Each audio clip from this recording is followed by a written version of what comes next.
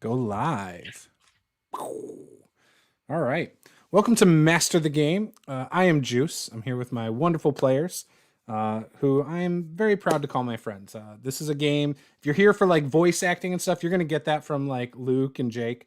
But if you're here for just some good D&D, between friends, then you've come to the right place. So we are about 11. Luke's like, I'm not friends with this guy. I do not do voices, and these are not my friends. Actually, you all do voices. That's your voice right there, dude. My voice is just, I'm super edgy and dark. That's true. You are, though. Actually, and yes, they all do voices. Paula's even getting better at voices. It's great. I do not do voices very well.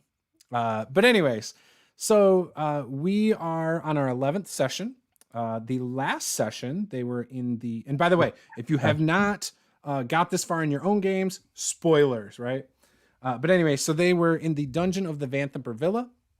They managed to kill a bearded devil, I believe, if I remember correctly.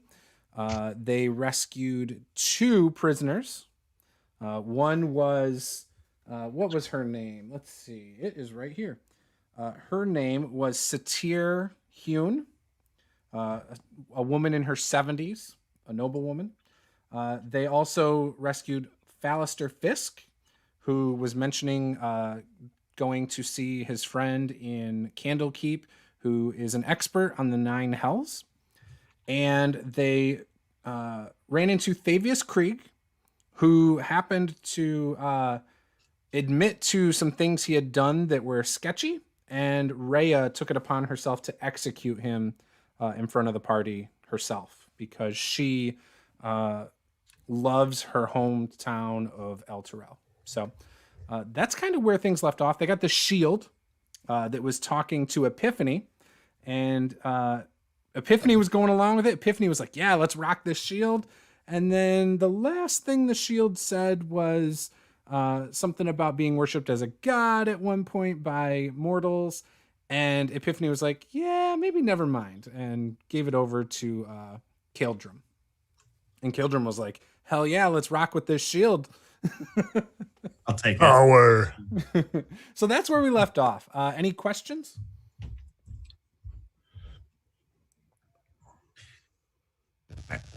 No, we're all good. Everyone Nice now shield. vaguely remembers enough. I cast Fireball. Okay, I do have a question, actually. What did you say about... Did you say something about Candlekeep, or is that my imagination? Nope, I did. So when you had just rescued the 2 prisoners in the southeast portion of the dungeon, Fallister Fisk told you that Silvira, I can't even say the last name, is a sage in Candlekeep, and she's an expert on the 9 hells. And he was talking to you about the puzzle box, I believe, that belonged to Thavius Krieg. And yeah, you guys we were did supposed not to take the disclose puzzle to box him. there. Yeah, you did not disclose to him that you have the puzzle box, I don't believe. However, he told you that was why he was here and that he was trying to get it back to Silvira. Because she's been studying and paying attention to all the movement in Baldur's Gate that has to do with basically the cultists and stuff that you are familiar with here. Did we kill Thavius Creed? He was executed by Rhea. Oh, that's right. Okay, cool. Yeah, Because we were talking about Star that was Wars. an awesome moment. But yeah, and then so that was where we left off, in the vault. So you guys got the treasure from the vault, and then I have the treasure. Yeah, you kept track of the treasure. The paladin and accountant. Yes. Very honest paladin. Quick question, Paladin. Are you a full-time member of the Flaming Fists, or are you a deputized one? I can't remember. Well, Everyone else was deputized, so that's I why. think he was a real... I think you were legit. No, that's my backstory. Like that's like my that's your background. legit thing. I was Okay. a soldier. Like I am a soldier of the Flaming Fist. Yeah, Gotcha. so I'm a full-time member. Yeah. Perfect. Okay. And I have connections and rank. They pretty much all report to me. Gotcha. So this is the room you're in. The only other rooms you have are these ones right here on the left side here. So where would you guys like to go next? Whichever one we're closest to. Yeah, the Right nearest down the unexplored room. Okay. So you're going right down the hall. All right, let me switch it back. Okay, now that bottom room, is that the room that Thavius Krieg was in? Yes, this is the vault. Okay, that's right the here. vault. It has that Yeah, special okay. door. Boom. Yep. You come out. Okay, yep. Okay. After we or after Rhea executed him, did we like check and make sure he didn't have anything else on him? I don't believe you did. We should do that. That's a good thought. You can do that. So he does not appear to have anything on him. He doesn't even have his typical holy symbol of Torm on him, which Rhea tells you she's never seen him without it. Because he's devil worshiper now with those wings. Wasn't that weird shadow we saw behind him? Yeah, he Yeah, had that thing shadow. was creepy. Yeah. Shady. Wait, I'm a paladin of Torm. Mm-hmm. Yeah, Mm. just in case that comes in handy. You would know a thing or two. Yeah. I mean, you would probably actually know of Thavius Krieg and have probably heard good things of him over the years, actually. Because he did save El Terrell. Like, that is known all over the place, right? That's why he's in charge of, or was in charge of El Terrell before it disappeared. So, I mean, even for you, all this news of him basically saying he sold his soul to save El Terrell might be a bit shocking, but at the same time, maybe there's some, I don't know how you would take it, but, it's like the ultimate sacrifice, right? Giving up your soul to save your city. Yeah, that's a good point. Too bad it bit him in the ass, but, Well, got his head chopped off. It happens. Right. But yeah, Rhea was crying after the fact because she was obviously such a loyal follower, right? Mhm. As a Hell Rider and serving him for so long. Yeah. Like one of my ideals is greater good. Our lot is to lay down our lives in defense of others. So I kind of feel like sacrificing your soul to save a city kind of lies, I might just go over to Zariel's side too if it's going to help, save souls and stuff. And this might actually be a good gig. Would you say that out loud to the group? Just thinking about it. Okay. Maybe can my shield hear me? Is my shield about Yeah. this? Are you wanting to communicate that to your bondage shield? I don't know. Like, I want to know how it feels about that sort of thing. Like, what are its thoughts? So your shield just he hears you thinking this, and he says, "Interesting thoughts. I don't know if I would recommend such a thing." All right. Well, just kick it around some ideas. We'll see how it goes.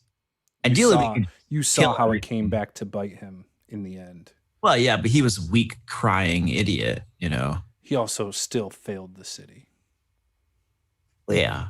I assure you, if you help me out, get out of this shield, we can bring back El Terrell and all of that. Get out of the shield. What are you? As I was telling your horny friend over there, Epiphany, I was once a powerful being. And I was put into this shield. Define powerful being. Mortals viewed me as a god in some ways. I did Did you have many a great name? things. Did The you have a best name? things. Do you have a name as a deity? They refer to me as the Hidden Lord.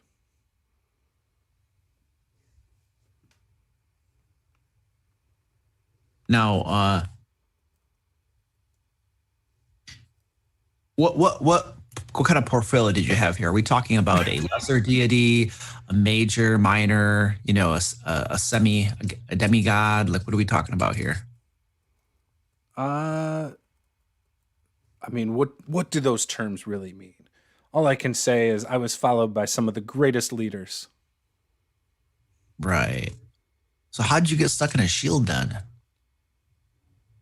I told you, my enemies managed to get me banished to the shield. Oh, okay. Who are your enemies again?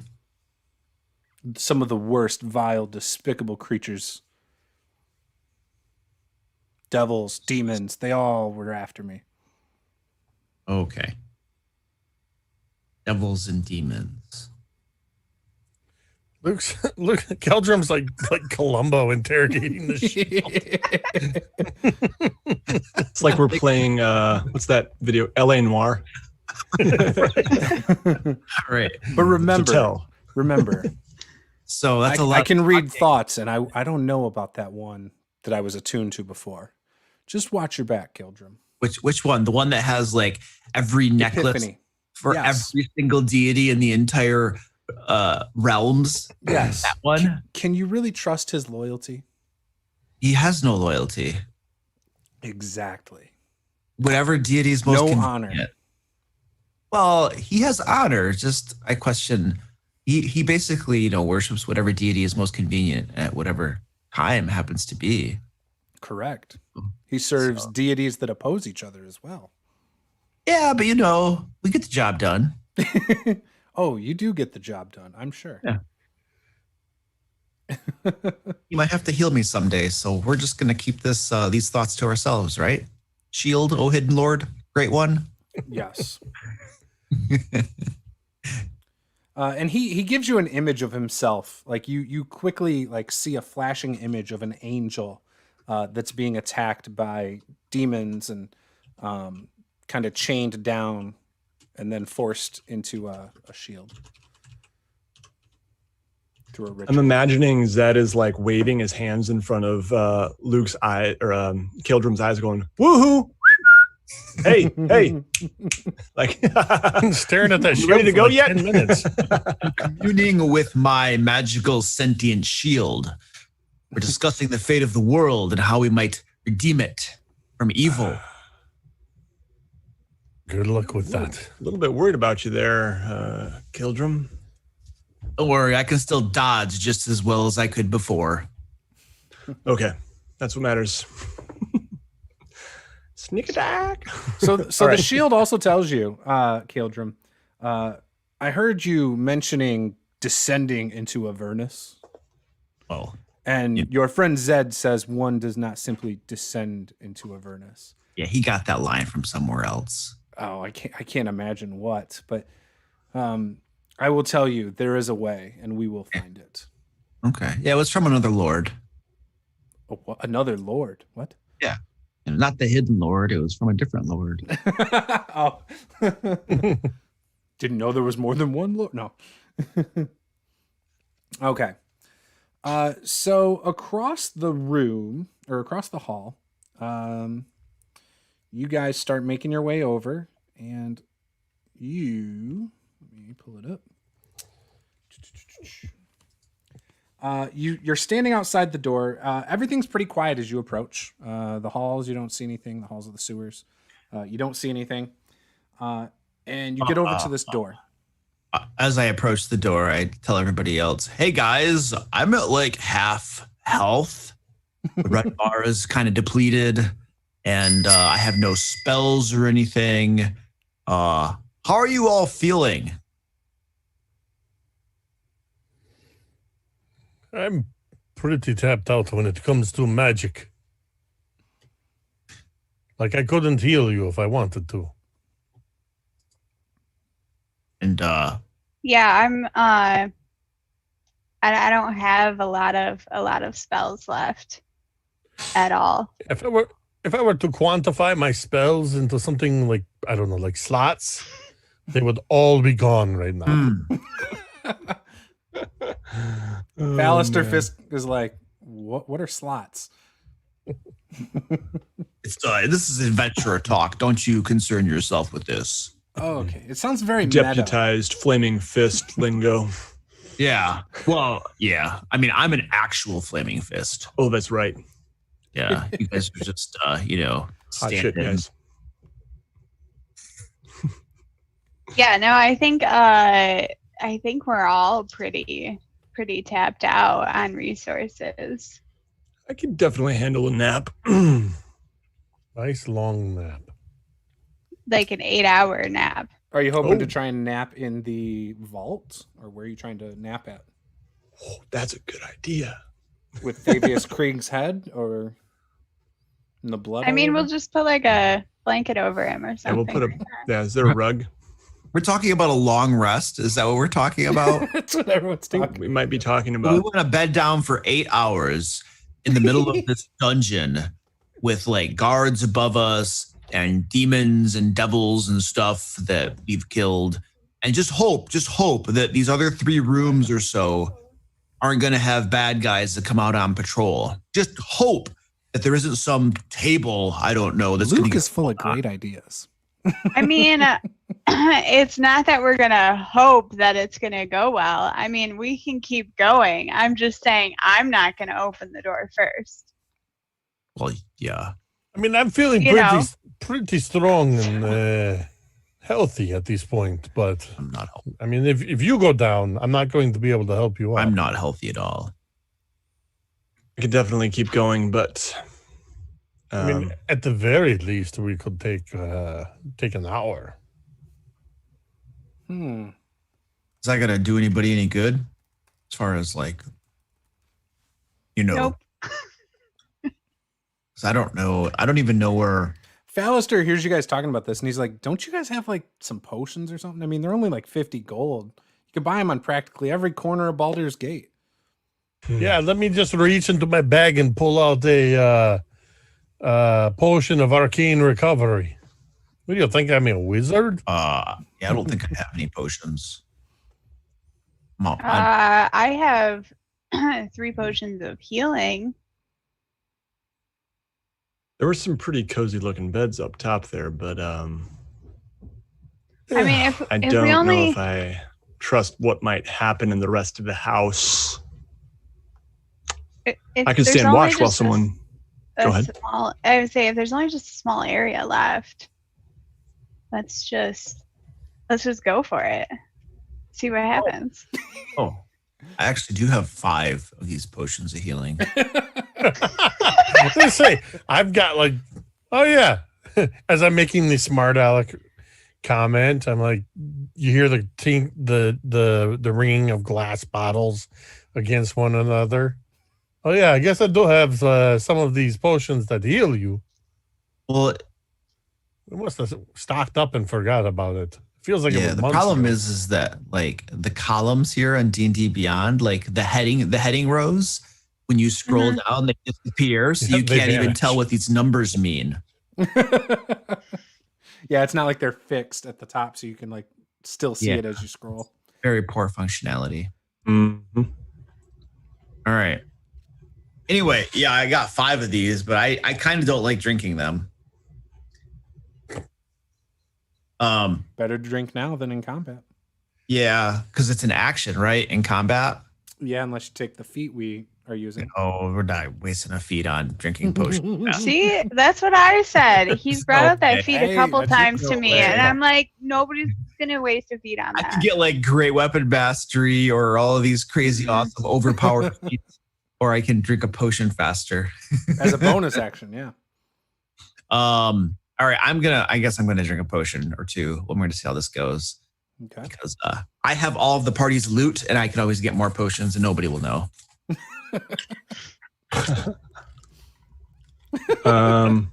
Yeah, I've got 3 potions of healing. I will also use one. Why are all my D4s are going missing? Your cats, man. Well, they're in dice bags. How are my cats getting into my dice bags? They might be looking for Opposable catnip. thumbs. Opposable thumbs. Is that what you said? Yeah. Oh, you have the I don't know. seven-toed cats, I don't have a don't cat. I don't have a cat. you? Seven-toed cats. They all have opposable thumbs, right? What Ridiculous. the heck? I just lost the D4. Cats can as be we pretty were talking. resourceful, actually. Like, I had a cat that used to like cup things with its paws. Can't get into my dice Where'd my bags D4 though. go? Goliath Cleric says, my cats literally open up my dice bags. They roll more nat 20s than I ever could. Oh, there it is. All right, so you guys all took your potions, or you're still in the process? Yeah, it's like a frat party in here. We're all just drinking potion bottles. I mean, I We just cracked open a sixer of Baldur's Gate Baldur's healing Brew. potions.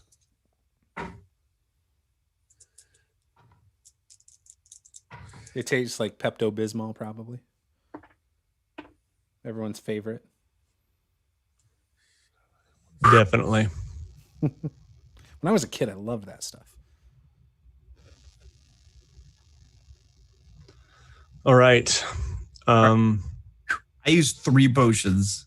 Wow. I kept rolling low. Oh man. I I appreciate didn't the even honesty. finish mine. I drank Oops. part of mine, and I'm like, oh, this is too much. Luke, take Just pour it inspiration for out. your honesty. Well, I already have inspiration. Can I get more hit points instead? No, but inspiration is stackable in our game. Oh, crap. How do I even keep track of that? You have to do it on scrap. I paper, put it in probably. the notes section. Yeah, you can put it in notes. So I just wrote inspiration and put a infinity. You can add it under allies. Inspiration. My ally. By the way, if we get to 50 likes tonight, I'll give you guys a bag of holding. Whoa. 50 You mean, likes, guys. so, Right. so instead of hand waving the fact that we have unlimited inventory, we'll actually legitimately have it. Pretty much. Yeah. Hold on, let me sign into my other 8 YouTube accounts real quick. Is that how So you got where's all those Chance? views, Nate? Yeah, Chance. That's it. I do have a lot of YouTube accounts. If I wanted to, I could I've got like go a 4. little crazy. All right. I think Zed would like to sneak ahead to that next door up the hall and just listen by the door if I could. Okay. Yeah, you hear. So give me a perception, first of all. Okay.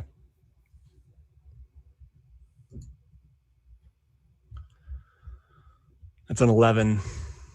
You hear absolutely nothing. Coast is clear in here.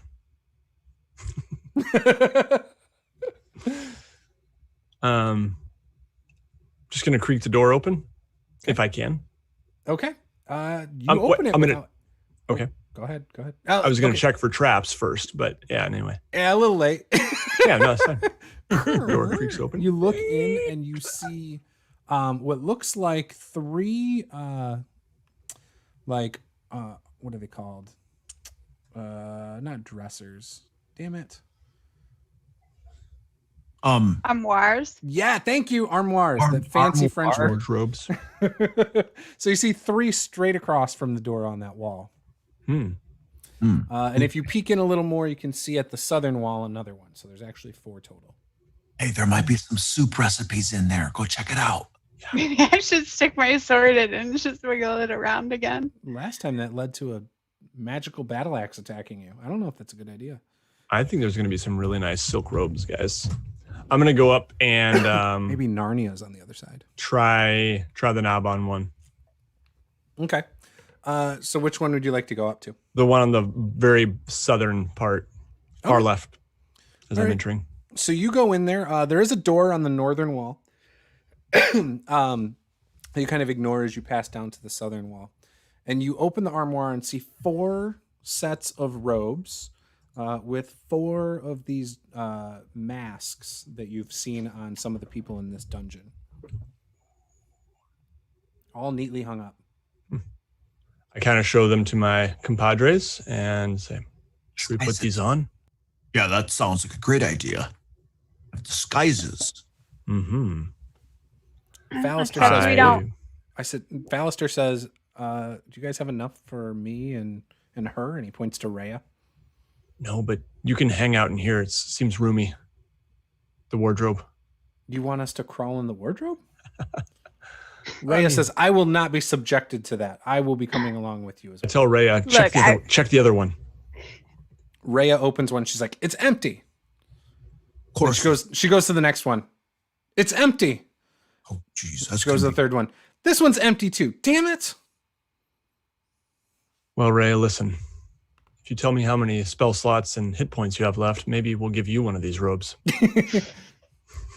She tells you she doesn't know what these spell slot things are.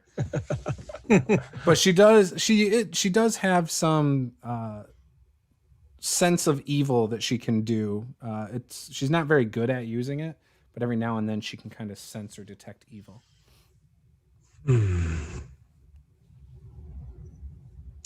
What do you think, guys? Maybe Rhea, you could just follow right behind us, and we could kind of be the silky masked meat shields for you. Sounds like a good idea. I just rolled a 25 to attack on the next attack roll that I make, so you guys know. On the next attack roll. Way to waste it. You see a mouse coming across the floor. Everyone roll initiative. Dead. 25 for initiative. Already got it, guys. Mouse dead. So So you're getting dressed? Yeah, I think we'll get dressed. Were And there again? There were 4 total. 4. Oh. Hey, Jake, do you still have the stat block for Rhea? I mean, she's a veteran. Yes. So I can share it technically, again with you yes. if you need me to. I mean, it's on D&D Beyond. Yeah. Okay, cool. Just making sure. Yeah. For no reason in particular, do you still have her stat block? Well, you know. I just don't want to have to worry about it is all. I mean, I do have it up, but I have it up.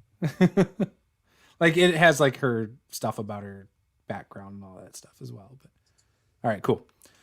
All right, so what's going on? What are we doing now? Everyone's getting dressed in here. I think we're dressed, and now we want to. Should we try that door to the north? Yeah. These are the robes of whom again? Like The cultists that you've seen in The this dungeon. cultists that are in here.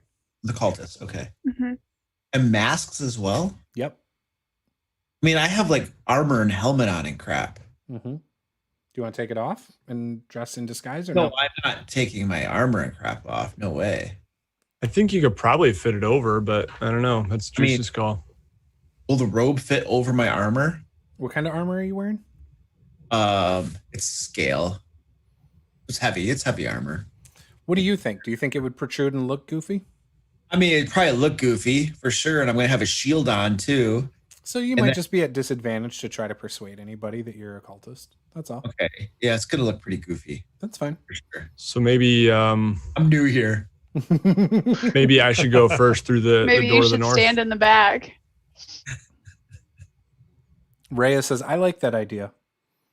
With the mask on, nobody can even tell you're a drow. Ooh. Ooh. True. Hey, he's a good drow. I'm a good one. Rhea says, I didn't say anything about his character. I just said you can't tell that he looks a little conspicuous. That's all. Just like Epiphany. When he wears the mask, you can't tell either. What's a pip? Why does the Epiphany look bad? What are you talking about? You're the one that commented on his horns a little bit ago, a couple hours ago. I mean, the mask doesn't exactly cover my horns, but No, but it helps him blend a little bit. how big is this mask? I'm gonna poke my head through the door on to the north. Okay. When you poke, well, give me a perception check. Okay. You can see in the dark, right? Yeah. Okay. That's a 23. All right. So when you poke the door open, you can see it looks like this area is very dark on both sides near the doors. In the center of this room, there is some light, though, some some candle light. You can see at the far end of the hallway by that other door that goes to the north, there's actually a guard in these same robes who's just standing there, almost like he's keeping watch. Does he seem to notice me, or would I be able to tell if he sees He me? doesn't. He seems like he's actually leaning against the wall lazily, almost not paying attention. Yeah, I'm gonna just walk quietly forward. Okay, give me a stealth check. Okay. Did he use my last roll that was really high? I don't think you need to. Oh no. I got a 10. You got it. That's with your bonus? Yeah. I rolled a 3. Ooh. Okay, hang on one sec. You don't get any of that inspiration? That part that I said about him being the good rogue or something, take that back. So you start sneaking in. You get almost to hear when you hear the door behind you, and you guys are standing there knowing that he's like sneaking ahead because he has this tell that he does.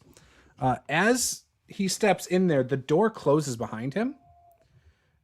And Zed, you now are surrounded by, not surrounded, but you have a cultist at the end of the hall that you saw before, and there's one directly behind you who must have been behind the door as well that you could not see before. Wait, how did the door close behind him? So like he went into the hallway and the door closed?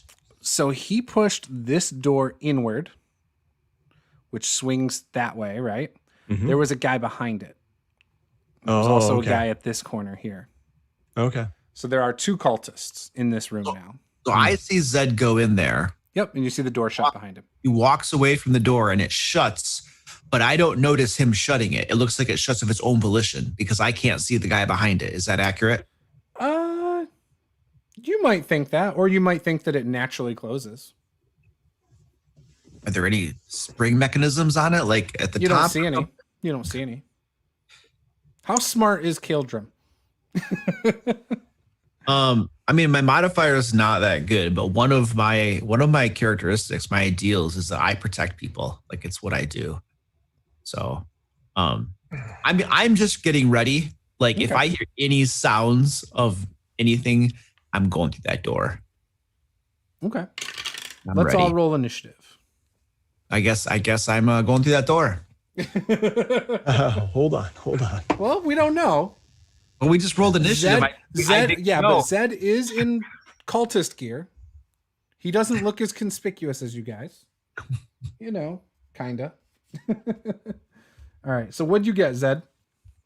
I got a 23. Why am I rolling here? I should be rolling on D&D. Caeldrim, Epiphany. Oh, baby. Yeah. Vox. What'd you get, Caeldrim? 16. Epiphany? 17. Ooh, and what'd Vox get? 14. 14. And then what did I get? Did they get 2. bonuses? I don't even know if they get bonuses. They don't. They're really bad. Really bad. Okay. All right. So, Zed, you obviously have the highest score anyway. Mm-hmm. What would you So- like to do? I have a question for you. If you could go back to the map a sec, I'm wondering what is the in the northern hallway? Is this like is this rug like the lines in the hallways, outside hallways? Is that rug? Is that water from like sewer sort of thing? It's a sewer. Yeah, these are water through these. Okay. Yes. Gotcha. Yep. And Yeah. there's like so you can walk along the sides, obviously, in those normal hallways. Okay. Yeah, I'm gonna say In fact, you guys hit a body in the water in one area earlier. okay. I'm gonna say, hey, I just heard some splashing up north. Sounded like a disturbance of some kind, fight of some kind. Do you want to go check it out, or should I? I mean, you should, of course. I mean, we're supposed to stand guard here. You know the rules. Okay, right on. I mean, why are you by yourself? Aren't you? You should be with at least a couple other guys. Do you have one of the imps with you? No, I just had to take a piss real quick, and okay, and I'm gonna go back out the door that I just came in. I'm gonna go this way just in case I can sneak around the back. Okay. Or you told your friends that, or you told the cultist guys? I told the guys cultists. Yep. that? Oh, okay. Yeah, they go. Oh, okay. Yeah, I mean, I guess if you need help, come let us know. But Yep. I don't know. Just make a bunch of noise. I'm sure someone will find you. Right, will do. And I walk back into the room with my friends. Okay. I kind of try to, not open the door too wide. So yeah. Okay. Okay. So yeah, I mean, I close the door behind me and I just say, all right, 2 cultists in there. They're dressed like us. I convinced them that there was something going on up in the northern corridor. What should we do? Any ideas? What if the rest of us go up to that area where you said there was a noise, and then the three of us pose as like bad dudes. You call their attention. Well, no, maybe two of us are bad dudes. The other two of us are good guys, like cultists. You call their attention. They come into the room to like join in, helping you and another one of us. And then we all four of them swarm, or 5 or 6 of us swarm on them. So we'd like make it a little counter ambush thing. Yeah, that sounds good. Maybe me and Vox would be or me and Epiphany. Rhea says, "What about me and him?" Yeah, You're gonna have forgetting about you, so you know you're gonna have to pose as the ones we're fighting. Yeah, look, dude, armor, you know. So Juice, you said Epiphany is pulling off the look, okay? Yeah, I would say so. Okay. So maybe the They're three like of robes us that probably have like a hood and then this mask, this gaudy mask, right? Right. Maybe the three of us pretend to be cultists and we're calling for help against Caeldrim and Rhea and who else is with us? Thalister. Okay. Thalister Fisk. All what do these you guys names, think? man, are running together. So take better notes with special doodles so you can tell them apart. I do. I have really good notes. It's one sentence. Is that all your notes for the campaign? Yeah, and actually, this is just me writing down that it's Descent into Avernus. We're 11 sessions in, and your notes say Descent into Avernus. I'm glad after 11 sessions you've realized we're playing Descent into Avernus. I mean, there. My notes are all right here, so I mean, I'm. Yeah, I have the same. book on the shelf behind me, so Yeah. Right. You only read it and did a review on it. I mean, all right. So I think it's a good plan. Let's do it. I'm just gonna go in the room and dodge, and then they'll come in and attack me. Can't hit me, and then you guys all wallop on them. You know, it works. So my only concern is the other rooms around us. Are we going to draw all the cultists if we try to? Yeah, that's a good point. So I think we're back to just rushing into the corridor right now and just walloping them. There's 2 of them. Yeah, let's And there's just. a crap ton of us. Yep. Just charge in and kill them. Or We can do that. okay, here's a better idea. What if I just say they're in here now and kind of ask them to come help me in the room we're in? Ooh, and then we stab them in the back Hide when they run in the wardrobes. Yes. All of us except for maybe me and Caeldrim. Yeah. Yes. Yes. I'll be there. And we you, jump out of the wardrobes. you can stick them on me, right? And then they all jump out of the wardrobes. Yes, I like it. Okay. This is fun. I sure hope nothing bad happens when we jump into the wardrobe and All right. close the door. I'm as you're saying this, Mimic. like coming up with this plan, I'm already halfway into the middle of wardrobe. so who's hiding in the wardrobes? I'm hiding in the middle wardrobe. I'll hide in the northern most Okay. one, closest to the door Okay. that they're gonna come through. Okay. And then who's in the bottom one then? Wait, Rhea and or Home Slice. Oh, Fallister's like, yeah, put me in the wardrobe right now. He's Yeah, I'm- there's I'm still happy 2 with that. more. Yeah, there's still 2 more. Okay. He'll go to the southern one. He's like, I want to be as far away as possible. So he can jump in there, and then Caeldrim and Rhea will be in the room, Mm-hmm. right? And Zed can go get backup. Okay. So Caeldrim, let's kind of, clash some steel, and then I'm gonna just open the door and go, a little help, quick. Okay. All right, you got it. All right. So, So what I'm going to do, yep, go ahead. I'm going to take my, what do I have? I have a mace. You have I the have magical my mace. I have my mace out and I just start slamming against my shield. Ha! Good. Making a In bunch. your head, you hear the shield say, "Don't hit me so hard." Oh, quit being a baby. And you hear, and Zed just yells, bastard. And then I quickly open the door and say, quick, a little help. And as you open the door, you feel the door fling open, but you don't see anyone holding it. You actually see both cultists in the middle of that hallway talking. And they're like, what? Already? And they're like, God damn it. They're in here now. They run into the room with you behind them now. And they're like, oh, crap, this guy? And I kind of, very clumsily like swing my short sword or something at Caeldrim. And yeah, maybe I even intentionally drop it, but then like kind of pick it up and I'm just kind of looking behind me waiting. Okay. So this will be the first round of combat. Give me a performance check. Roll to stage fight. That's a 10. A 10? Let's see if they buy into it. That's like the third 10 you've rolled. Are you using those new 10-sided dice that are all 10s? 10s and 23s is all I'm rolling tonight. So they are like, what was that? That was awful.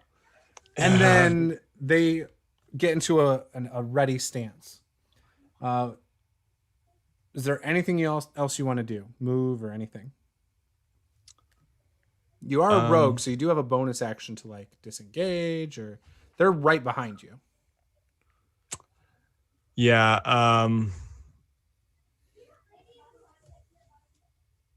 Boy, I don't think I think if I only have a bonus action. Oh wait, You still have your movement. oh, I still have my movement. Mhm. Okay. So if you use your bonus, you could disengage and then, flank Caeldrim. Mm-hmm. Yeah. Let me just take a look here. So it's been a while. Oh, I'm gonna dodge. Yep. I'm just gonna dodge. Okay, sounds good. Yep. All right. So then it is Epiphany's turn. And you're in that middle wardrobe? No, I can't do that as a bonus action. I was looking in the wrong spot. Oh, yeah, because that would have been a regular action. Yeah, no, I was looking at actions in combat. I'm trying to find my cunning actions here. Dash, disengage, or hide.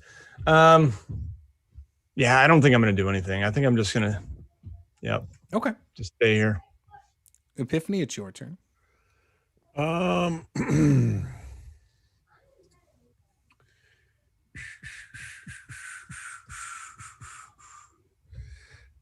So I'm gonna just sort of peeking out of this center wardrobe, and he's still pretending to fight Caeldrim and Rhea. I'm going to hold my action Okay. for the moment one of my party attacks one of these guys. Okay. I'm going to immediately toll the dead on them. Okay, I like that. And then next up would be Caeldrim. Caeldrim. All right, I am dodging. And Okay. I'm going to shout out to them. Hey, you ugly. Hey, look at this. I got a costume on just like you. Ha ha, morons. Let's go. I killed your devil. I killed your other devil. Yeah, I killed the Vanthampur guy as well. Like, they're all dead. Look at you, worthless bums. Can't do your jobs right. You say that and they kind of look at each other and then they look at Zed like, what? And with that, it is now Vox's turn. I'm gonna peek out of the wardrobe as well to kind of see where everybody is oriented. And I'll hold an action if they attack Zed at all. Okay. What do you do if they I'll attack go Zed? ahead and I'll cast Card Throw at them. Okay. Yeah, you can see when you kind of poke your head out, there's one cultist right in front of the wardrobe you're at. The other cultist is on the other side of him. And then Zed's kind of in front of them, fake fighting Caeldrim. It does not look very convincing. In fact, Zed looks very awkward trying to battle Caeldrim right there. Okay, it is their turn. So those two are going to attack Caeldrim. The first one is Disadvantage. I'm dodging. Yep. So he's going to reach his hand. He's got one dagger in one hand, and you see him kind of like go, like swirl his hands, and then's like, wound. And he's going to probably miss. Got that, buddy. A 12. So yeah, definitely misses. Yeah, you got to do better than that, bud. And then the other one. Ooh. Oh, okay, yeah. The other one is going to do the same thing. And that's only a 16. Does that miss? Yeah, that scrapes right off my armor, bud. Come on, man. You guys, you trained in these weapons or what? So you see their hands kind of start, they turn to black as they reach out to grab you, and they both miss with their hands that just turned all black. Black hands. Jeez. Mm-hmm. You guys, you might not know what that is, Caeldrim. Maybe you have.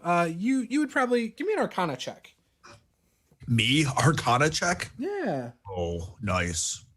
This is gonna work really Jazz well. Hands. That's gonna be a 13. A 13 will not get it done. That's great. All right, so it is now Zed's turn. So both the cultists just reached and missed Caeldrim. Okay. I am going to attack with my short sword, the one closest to me. Okay. And let's see how that does. Oh, that's pretty good. That's a 26 to hit. And then 4 damage plus sneak attack because Caeldrim's within 5 feet, right? Yes. Well, Yeah, that's right. so that's 9 damage plus my sneak attack will be 9 damage. So that's 18 damage. Nice. Good job. Does that Okay. trigger Epiphany? Epiphanies? Yeah, because Oh, I think that's until the start of his next turn when you do something like that. So yeah, go ahead. And then, yeah. So Epiphany, or I'm sorry, Zed, finish your thing and then we'll have Epiphany attack. And then, yeah, I'm just going to disengage as a bonus action, and I'm going to move out to the doorway, back to the hallway now, like to our right. Okay. Cool. And I'm just going to move just out of sight there. Okay. Man, my headphones are hurting my ears tonight for some reason. It's awful. Shoot. All right, that'll be my turn. Okay. Epiphany. Is it back to my turn? It was Toll the Dead. Yeah. So I got to make a save, right? Yeah, so it was DC 13 wisdom saving throw. But I get advantage. I do not make it. Go ahead and roll damage. 3 necrotic damage. As there is a boom. You see the one cultist like grab his head. He's got his one dagger in his hand. He's like, ah. And the cultist next to him is like, what? And then it is now your turn for real this time. Epiphany. That same dude needs to make another this time a dexterity saving throw as I'm calling down Sacred Flame. Oh, you said dexterity? 11, 13. That is a save. He misses the fire. Nice. Where did that fire come from? Caeldrim. Heavens, buddy. The heavens. It's your turn, Caeldrim. It's my turn. The Oh, shield dude. says, strike him low. Go for his legs. That's not how we run around here, buddy boy. What? Am I yeah. attached to a weakling? No, you're attached to an intelligent strategist, moron. Look at them attack me and they can't hit me. How much damage have we taken this last round? 0. That's right. The guy that like people have been attacking, how is he looking? Is he at all visibly wounded at all? Yeah, you can see where Zed slashed him open. He's pretty. It's a bad cut. It's a bad cut. No, it's very bad. It's a lethal cut. All right. Then I'm going to dispense with the pleasantries, heft my mace up in the air, and say, "In the name of Dorm," and bring it down with all my might on that dude's head. I mean, all your smite? No, don't got any of those.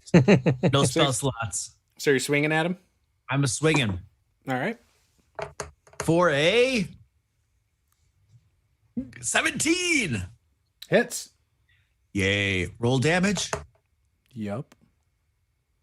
8 damage. Bludgeoning, magical.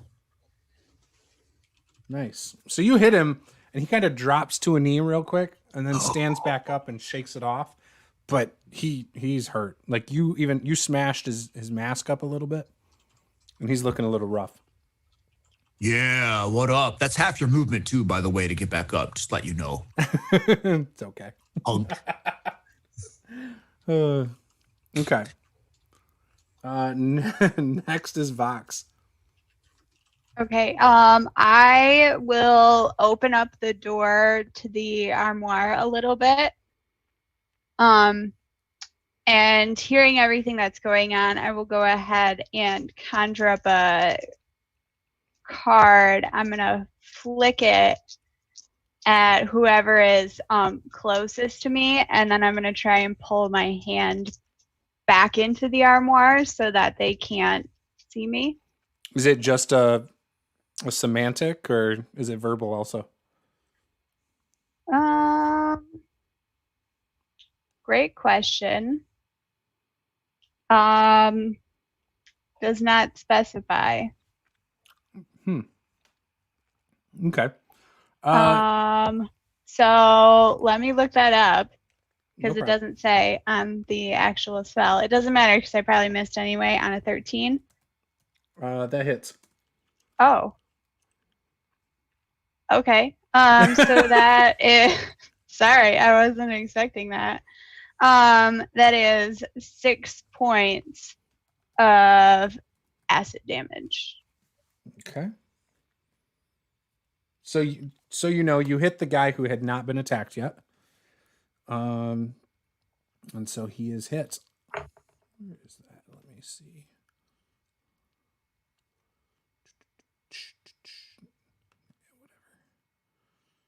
Okay. It is now their turn.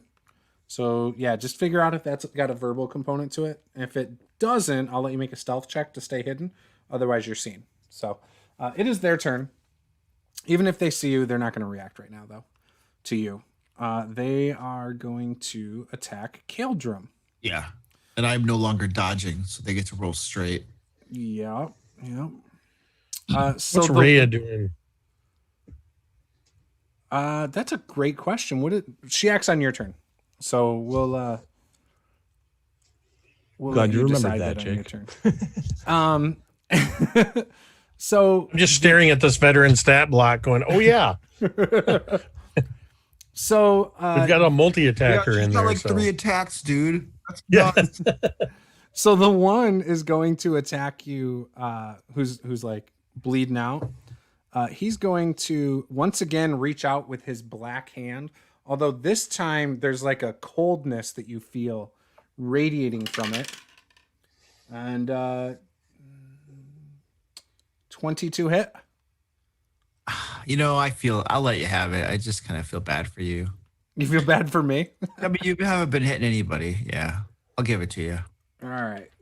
So let's see about this 3d10 necrotic damage. Or I'm sorry, 4d10 necrotic damage.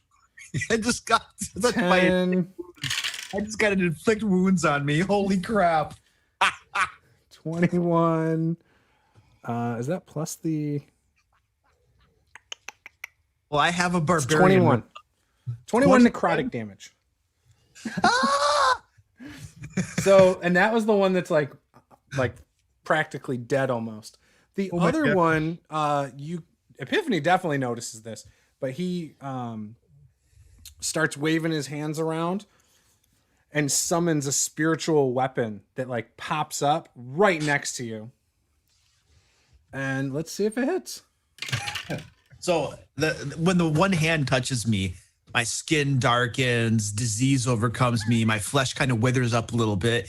You can see Caeldrim slumping over, very heavily wounded. As this spiritual weapon that looks like almost like a trident appears right next to Caeldrim and pokes at him for a nat 20. Yes, that's a hit. But it's a magical spell, so I don't think in this that counts as double damage. Oh, it absolutely does. It does with crit. spells. Roll it. Then there we go. There's no mercy. Where is it's 1d8 plus spellcaster? So 2d8. 7 plus 3. Yes. 10 more points of damage, Caeldrim. 10. That's all you got? That's all I got on the crit. So this trident pokes through my neck, rips out, blood is gushing, my mace clatters to the ground, and my hand grabs my neck, just trying to hold in my life force. And I drop to one knee, and you guys hear me gurgle, guys, yeah, it's not good. And this trident is like a purplish, like a translucent purple, like ghost looking thing as it stabs in and out of him. All right. So that was their turn. It's Zed's turn. Oh boy. All right. I'm going to move back into the room next to Caeldrim. And I am going to attack the one that is already quite wounded with my short sword. And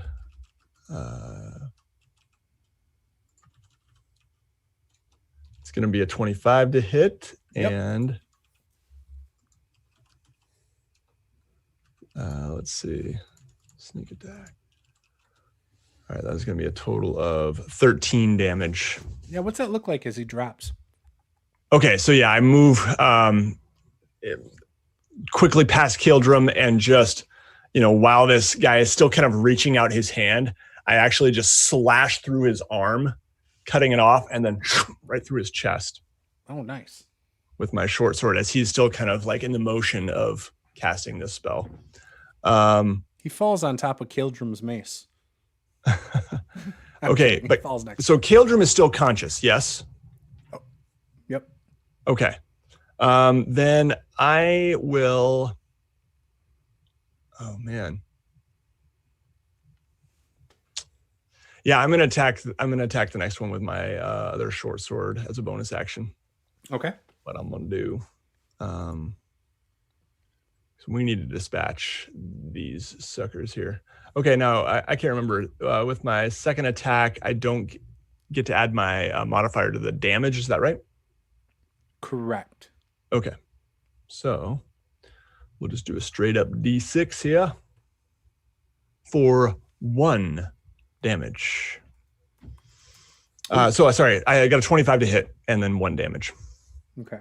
I'm dying here, and you're doing 1 damage. So, Paula, you were out of the room. But maybe he'll attack me next turn. Yeah, right. So you were out of the room, Paula. One of them did inflict wounds and crit on Caeldrim. Or no, he didn't. He didn't crit that, but he did inflict wounds, which does a lot of damage. And Caeldrim basically had the life sucked out of him a little bit. And then the other cultist did spiritual weapon, which did crit, and a trident speared him in his throat, basically. And he almost dropped. I was gone for like 1 round, you guys. I left for 1 round and I come back. Not even a full round because I haven't gone yet. I also want to bring up, it occurred to me, the spiritual weapon's a bonus action. You could have still attacked me after you cast that. That's true. I didn't even think about that. Yeah. You could go ahead and retcon that if you want, dude. Nah, I won't retcon it. I got 2 hit points. It'll make up for Rhea not doing anything. He's like, bring it on. It'll make up Paula for Rhea. leaves and Juice starts fudging his rolls against us. So just keep Stay at the table, Paula. So we have a player in our. Luke's just played this character way too long. He's getting a little like, Yeah. you know, yeah. Have my He's ready for that next character. I'm ready. Oh, I got to make a con save for spiritual weapon, don't I? No, It was only 1 damage. No. it It's lasts. not a concentration spell. I It's don't not? think. Is It's it? not con. It's not concentration. Okay, good. So we have another game, Tyranny of Dragons, where one of my players made a compilation video of me killing. We've only done like 2 or 3 sessions, and I've killed one player's character, and I've killed another one's familiar like twice already. And so it's like this 10-minute compilation video. It's over on the channel BN Drake if you guys care. But Paul and I were watching it the other night, and we were laughing like hysterically for like 25 minutes. Because like once I killed the character, he's like, I'm dead. And he looks so serious. And I'm just like, oh, okay. And I look down, I'm like, all right, who's next? Like didn't even care. And I'm just like, wow, that's cold, man. And he like flat out like dead killed him. Like yeah, it was bad. It was a lot of damage. He did like 38 like hit points worth of damage to somebody who had 5 hit points left, and we're like level 2. And he's like, You're oh, level that 3. killed you? That Yeah. was pretty good. Yeah, that did. That did kill him. Well, you know, Backer. a dragon with a bite attack followed with lightning damage kind of does that. Juice, did you help Wizards design Icewind Dale Realm of the Frostmaid by any chance? Because No. I feel like No, I'm playing one of their modules. I'm playing Tyranny of Dragons. Okay. And I was nice enough to start the players at 3rd level rather than 1st. They're still in the main like intro of the whole thing. It's great. Welcome to Greenest. Yes, exactly. It's that one. All right. So anyways, go check that out on the channel BN Drake. It's great. And if you want, the link's over in like my Discord and stuff. So anyways, it is Epiphany's turn as well as Rhea's turn. So there's one dude still standing. Yes. From inside the wardrobe still, I'm going to pop a shot at him with my hand crossbow. Okay.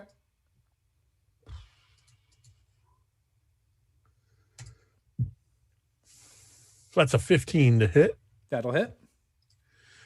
That's going to be 5 points of piercing damage. All right. So you shoot this crossbow bolt out of the wardrobe, and he looks, and you can see that if he could see into the wardrobe, he's probably making direct eye contact with you. But you know you're in the darkness. All right. It is now Rhea's turn. I have a question. Yep. As an Asimar, I have resistance to necrotic damage. Was that crazy 21 hit points or whatever it was, necrotic damage? I think it was. How So much you can was take it? 10 back. Inflict wounds does necrotic damage. Yeah. Yeah. Okay, I'll take 10 back. Thank you, sir. Yep. You're just pretending to be really hurt. I let go of my neck and I'm like, hey guys, I feel better Just now. kidding. I scoop Catch up. His neck starts to glow. All right, that's good. Rhea's like, this is no joking matter. And comes in with her long sword, swinging not wildly, but swinging angrily at this cultist dude. Let's see. So the first attack is going to be a 17 Yep. and a dirty 20 on the second attack. Doing a total. She's doing two-handed on both of those, so that's D10 for each. So that's 9 plus 15 points of slashing damage For both of them. for total. Okay. So Zip yeah, zap. she slices him and like just blood starts dripping. But he's still going. It is now Caeldrim's turn.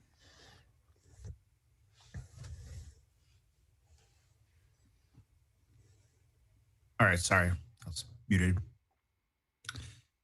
So there's one dude left. Yeah, scooping up the mace, stand up. I lick the ketchup off my fingers, and I'm like, all right, buddy, it's into the line for you. And I swipe across with the mace at his face.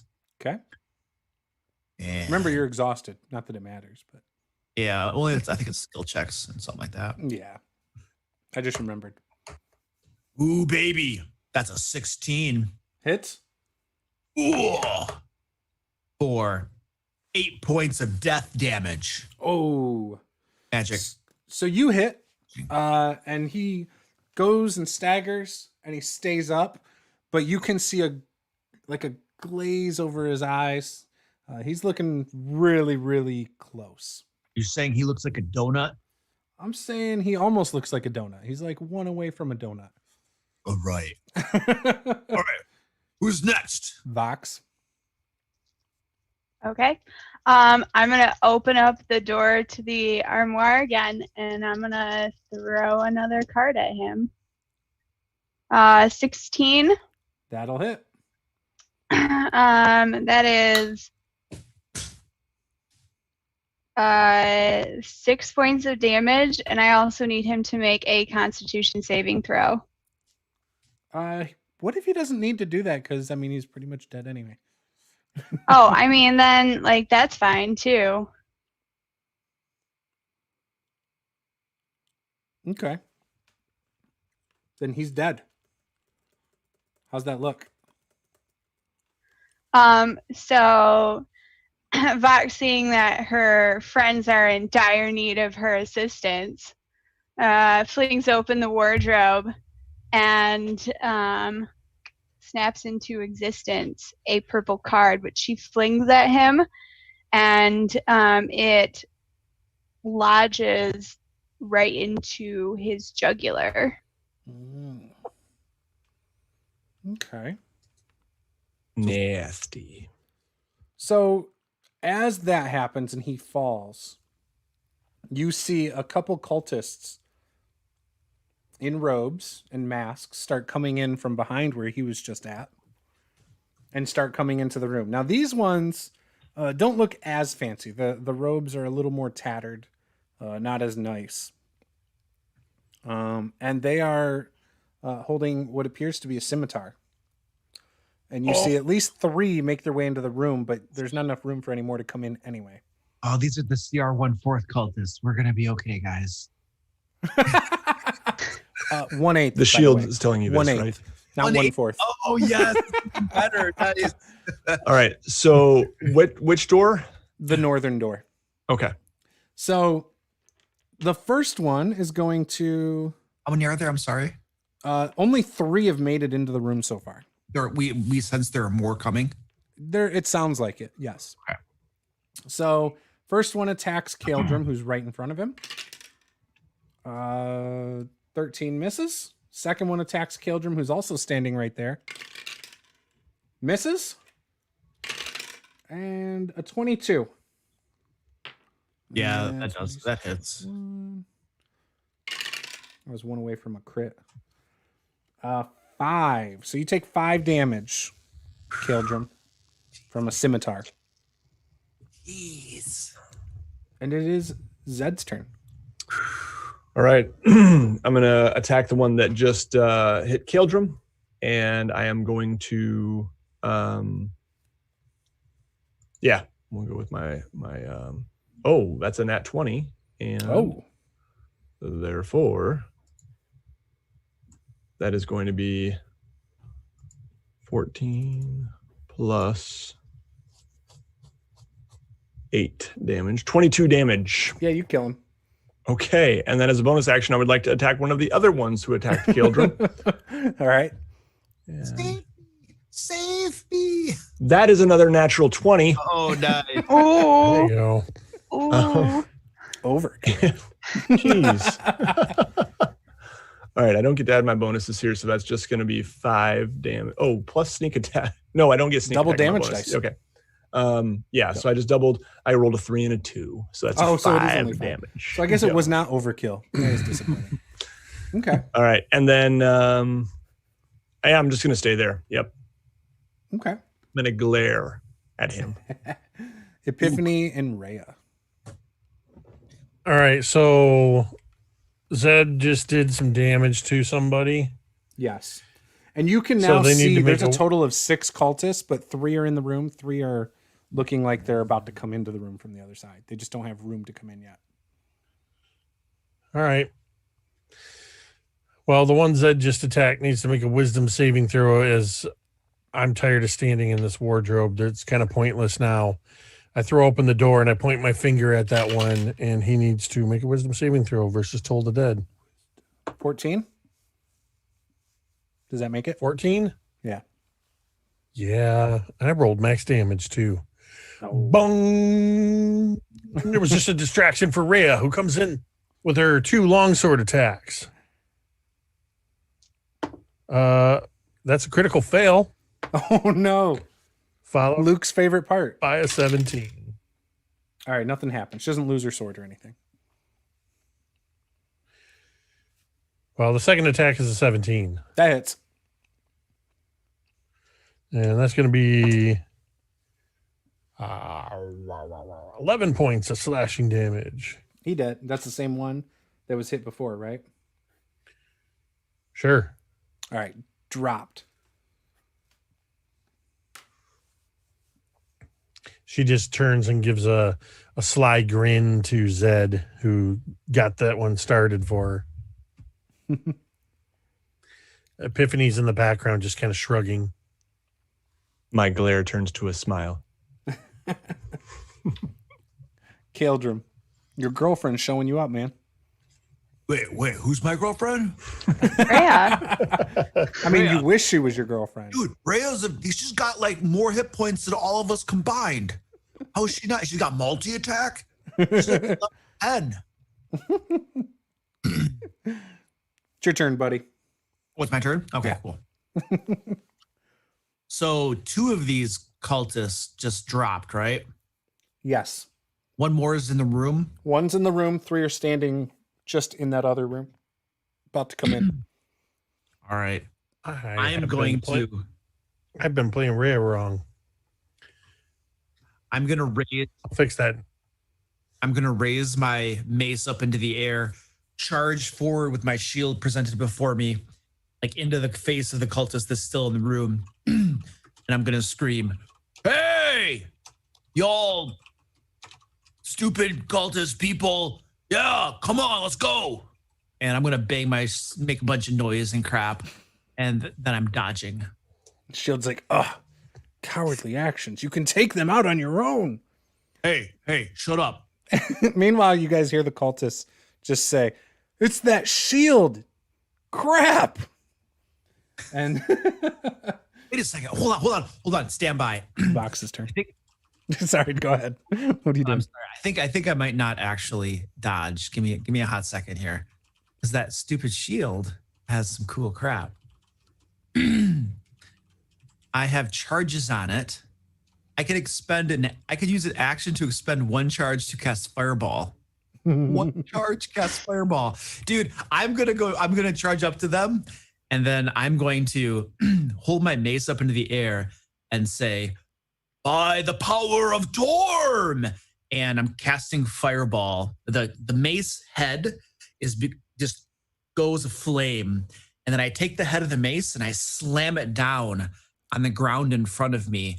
And the fireball explodes outward toward all of these cultists. I should be able to get all of them, it sounds like, from the way you described them. So you're trying to hit the one that was already in the room and then the other 3 in the other room?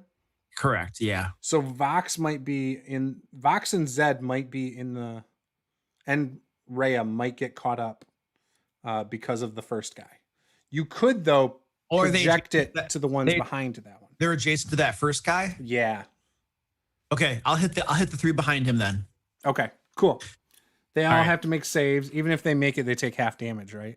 Which is going to be a lot, dude. So roll the damage and just tell me if the half beats 9. All right. I'll roll anyway, but How do I roll dice in D&D Beyond? I don't know. It's Just like click the D6 like however many times and then hit the roll button. it's 8d6, right? Yeah, so just click at 1, 2, 3, 4, 5, 6, 7, 8, Got it. and then roll. None of them make the save. It's a DC 21. 26 fire damage. All right, so you killed the 3 in the other room. And then I shout to the one remaining, "Now, Bow down before the bearer of the shield, fool. And you hear the Hidden Lord say, "How dare you give credit to Torm when I'm the one that granted you this power?" I've told you to be quiet, all right? We're working here. Daddy's working. So the one cultist does look freaked out. Vox, it is your turn. He is right in front of you. You smell urine all of a sudden. Urine. Sorry, guys. I'll go ahead. I'll create another card. I'll throw it at him. It's an 18. That'll hit. And that is 9 points of fire damage. How many points? 9. Oh, yeah, you kill him. So they're all dead. Mike G says, "Oh my God, this is going to be so cinematic. What a cool encounter this is." All right, so they all drop. Nice. I like it. We are out of combat. What are you guys doing? That was a little stressful for a second. Like a fireball at level 3 or whatever we are. Zed just kind of slumps against the wall and breathing heavily. Says, Caeldrim, Yeah. how's your neck? You okay? No, it's pretty bad. I'm not doing so well here. I got a couple more healing potions, but it's pretty bad. But I got 2 more fireballs, so I think we're going to be okay. Cauterize the wound. Yeah, I like the way you think. That's not what I was talking about, but okay. You're in trouble. Thanks, Cameron. All right, so yeah, Caeldrim. I got some healing potions too, if you want one. Unless Rhea or Epiphany have some healing, or even Vox. Do you have any healing? It's not looking too good. Yeah, I've got 1 spell left. Who all That's needs it. healing? I think we should use the potions. Save your potions. I'm going to go up to Caeldrim and I'm going to walk up to him, and I'm sort of putting that hand crossbow. I've just finished sort of reloading it and as I walk up to him, I draw out my mace and just sort of do like a, and I swing my mace at Caeldrim and then just do that like a fake out and stop, and then just touch it to your wound. And I'm going to burn all 3 heals. So, because I've got my Christmas Miracle Mace of Strength and Healing. I just remembered I have my quiver of the lone healing arrow too. So that's going to get you, Caeldrim, you're going to get 2, 4, 8, 14 points of healing. Oh, baby. From that mace. And Caeldrim is now looking considerably better. Just think, we're only 2 months away from another item like that.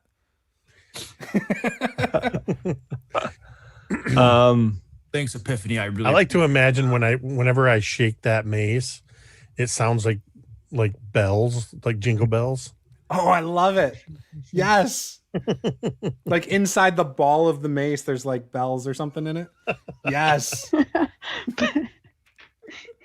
You have to wrap it with like you mistletoe. only hear them if you Mistletoe. believe. Yes, you only hear them if you believe. Yes. Some Polar Bear Express. Believer now.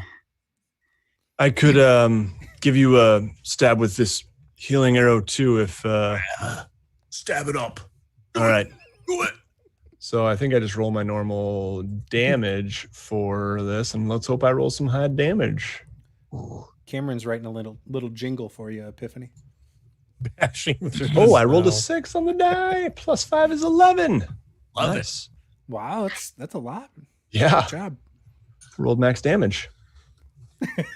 Caeldrim is looking good to go. Wrong arrow though. It was the wrong arrow. No. You got to look at the arrow when you pull it out. Make sure it's Yeah. the one. Forgot it was which blue pill, red pill. I don't. It was the auto crit arrow. The arrow of 4. fireball. Yeah, the arrow of fireball. So Rhea turns to Epiphany and says, "Do you think that was all of them?" How in the 9 hells do I know? I was in the wardrobe. Up the healer in the closet.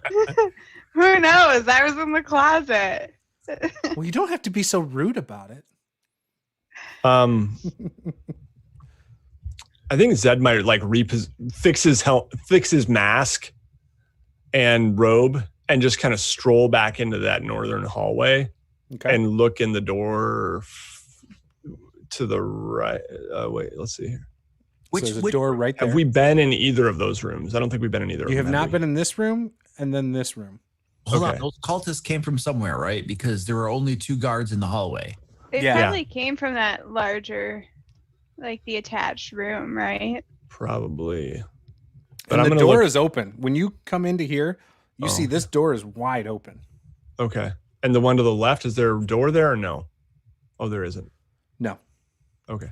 Hey, all you see is that door in this hall. So, Juice, dude. I just noticed something. In Zoom, you can drag around people's pictures and put them in different places. Yep. So like, since when? Yeah.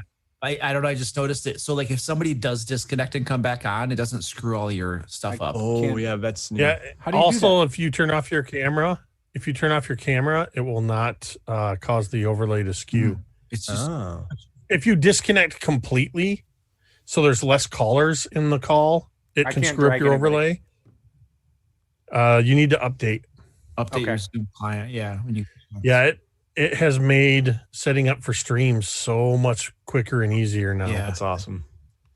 Yeah, that sounds awesome because like when I go to like Nate, for example, I'm trying to whoa, what just happened? That was not what I wanted. What did you do? It went to full screen because I double clicked. Oh, but yeah, it won't let me drag anybody around. Yeah. Are you in gallery view? Yeah, I'm in gallery view, and it says when I try it now, I'm not the host, but it says you cannot move a video while people are pinned. But I don't think anyone's pinned. I don't have anybody pinned. If you have Juice's window pinned, I don't. Oh, remove pin. You're right. I did. Yeah. Okay. Yeah, because as a viewer, you can move windows around too. Yep, that's cool. Yep. Interesting. So yeah, I'll have to get that update. That sounds awesome. That'll make life amazing. 2020 ain't all bad. See? Yep. Thank you guys. OBS. Did you get the new OBS update that has the built-in virtual camera? It's no longer an added plugin. I have done multiple updates in the last week on OBS. It's like 2 or 3 of them. But I haven't played around too much with it. It did change the name of my camera. So now rather than it being like Logitech whatever, now it's like HD 920 or something. It's weird how it changed. But yeah, I don't know. Okay. All right. So anything in this room that I can see? Yeah. So when you go over to the other part of the hallway, you see what is clearly beds with footlockers. Clearly, it looks like barracks that would belong to probably these guys who've been down here. It's lit by 2 wrought iron candlesticks, each topped with 9 flickering candles. Around the room's perimeter are 10 wooden bunk beds, next to which are footlockers. You know the drill. Click on the footlocker and take all. So when you start going through the footlockers, none of them are locked. As you start going through them, let's see. You find total in all of the footlockers, which is like 20 footlockers or something like that, or 10 footlockers. You can see Caeldrim getting ready to write down. I have a total of 50 gold. And that is it. Total of 50? Yep. These are the freshman cultists. Whoops. It's not bad, guys. That's not bad. I mean, that's more than what I thought he was going to say. So yeah. Wait, I'm going to go back to the melted corpses and all those guys we killed in the room and shake them down and see if I find anything. Find a total of 8 gold. 8 gold on them? Yep. And they each had scimitars. The 2 original guys had 2 daggers, and then they had pendants that look like almost like an angel that's like crossed out in it, though. Like it's. Oh, we're totally taking those. 2 angel pendants? Yeah. They have like gouges out of the medallion on it. Do they look like they're worth anything, maybe? Like, Possibly. okay. How much do I think they're worth? Probably some silver. How many silver? 10 silver Okay. each. Thank you. How many scimitars total was it? 7, was it? 6. 6? Okay. And 2 daggers. Got it. Thank you. All right. I strapped So these as back you on. were on your way back, Fauster Fisk says, "Hey, remember how I told you I could show you secret doors? There's a door right here that goes into this room." And he's pointing. What? And then when you look at it, Nice. you can see what he's talking about. Just like when you guys went through the secret door over here. There's another one over here. Jeez. Where do they go? Goes to that big room south. Right there. Have we already been in there? That's the only room in this whole or this room, and then this room up here you have not been. Yeah. Well, we're closest to We'll that fix one. that. What do you know what's in there, dude? I don't know. But you know that the secret doors are there. Yeah, I told you. I know roughly what the layout of this dungeon with all the rooms. Why don't you go in there and find out what's in there for us? I'm not going in there. I'm not equipped to handle anything. Oh, wait, this is the spy guy for the Candlekeep dudes, right? Yeah, this is the Fauster Fisk. Oh, okay. This guy's okay. We won't get him killed. It's like, I'm just trying to help you. All right, calm down there, buddy. All right. Zed, you want to do your thing? Sure. I enter stealthily. Okay. Give me a Or maybe stealth not. check at disadvantage. Oh. Because as you're pushing the door, you hear it sliding across stone. I rolled an 18 and a 20. Oh, Okay. yeah. So yeah, That's going to be a 27 or 25 at disadvantage. you do it so slow that even you can't hear the stone sliding across the stone. Wow. This 10-foot high vaulted ceiling or vaulted chamber has a plaster ceiling painted with images of terrifying winged devils looking down on a symbol embedded in the room's floor. A circular disc of black stone inscribed with a 9-pointed gold star. 4 wrought iron candlesticks bristling with unlit, half-melted red candles surround the circle.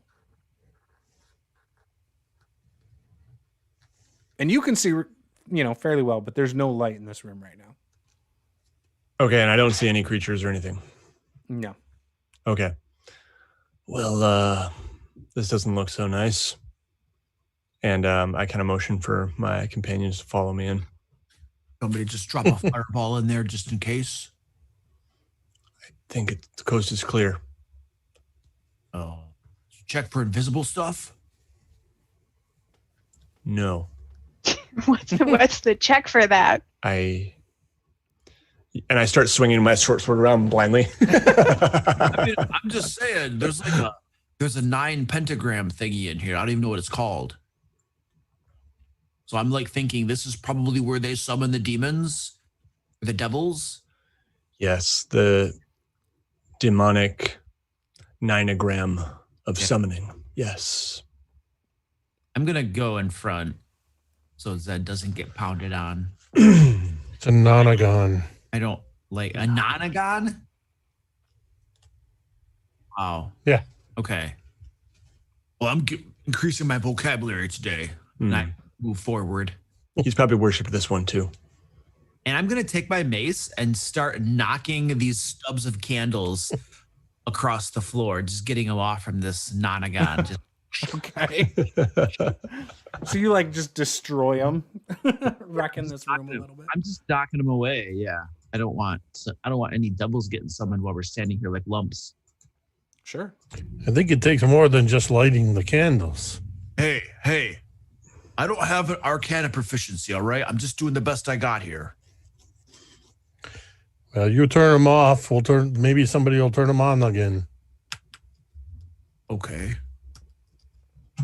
Sorry, that was a really bad attempt to work Nonagon into a pun. He'll Epiphany, turn him on again. Hey, Epiphany, give me a religion check. I thought you were going to give me the opposite of inspiration. No. You lose inspiration. You get punishment. What was that, a religion check? Yeah. Let's see. Oh, yeah, +0. D&D Beyond says 11. D&D Beyond tells you know nothing. You know nothing, Epiphany. So since there's no light in this room when we walk in, I'm going to go ahead and cast light. Okay.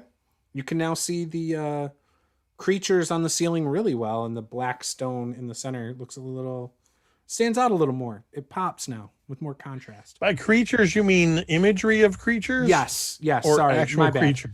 The imagery of creatures. I see Luke over there making faces like, oh shit. Sistine Chapel type thing. Because that was a pretty pretty common DM play. Now that you've turned on the lights, you can see the creatures. Nope. Usually that's followed by roll for initiative again. Nope, no initiative. All right. Well, I don't know if there's anything in here for us. I kind of feel the symbol on the floor. See if there's any like cracks or anything like that. No, it's perfectly smooth. It's cold to the touch. I'm going to walk around the room, investigating everything, see if I notice anything interesting or out of the ordinary in the room. Give me an investigation check. All right. Here we go, baby. I'm awesome. 12. Knowing what to look for, you do find a secret door on the southern wall. Oh, hey, you guys, I found a secret door. Fallister pipes up and he says, yeah, that goes back to the hallway. Yo, why didn't you tell us about this one? I mean, that was the next thing I was going to show you guys, but you were looking around for other stuff, I thought. Oh. All right. Are there any other doors in here? No, that's just those two. So just us and the candles. Yeah, there's probably more to this than that, I'm sure. But yeah, I don't know. Oh. I mean, if we're really brave, we could position the candles at the end of each one of the points and light them all and see what happens. But that's like what I was trying to avoid having happen. But now that you mention it, that does sound like it would be fun. Fallister points up and says, these pit fiends make me really uncomfortable. Oh. Yeah, maybe we'll leave this room demon free. I start going around and putting Double the free. candles. I'm putting the candles back where they were to begin with. Okay. Hey, but you like some of them you've like broken, like you set it there and it's like a clump of things. Like, yeah. I do the best I can. They're still probably burnable. Hey, Vok, do you want to start, lighting these bad boys up? See what happens? yeah, after he sets them up, I'll go through and light them to the best of my abilities. Rhea says, I don't want to be a part of this. And she just kind of steps back into the other room. Yeah, I think this is a bad idea, guys. I'm curious. I mean, I'm going to be curious from over here by the door. This might be how we descend into Avernus. One does not simply descend into Avernus, Vox.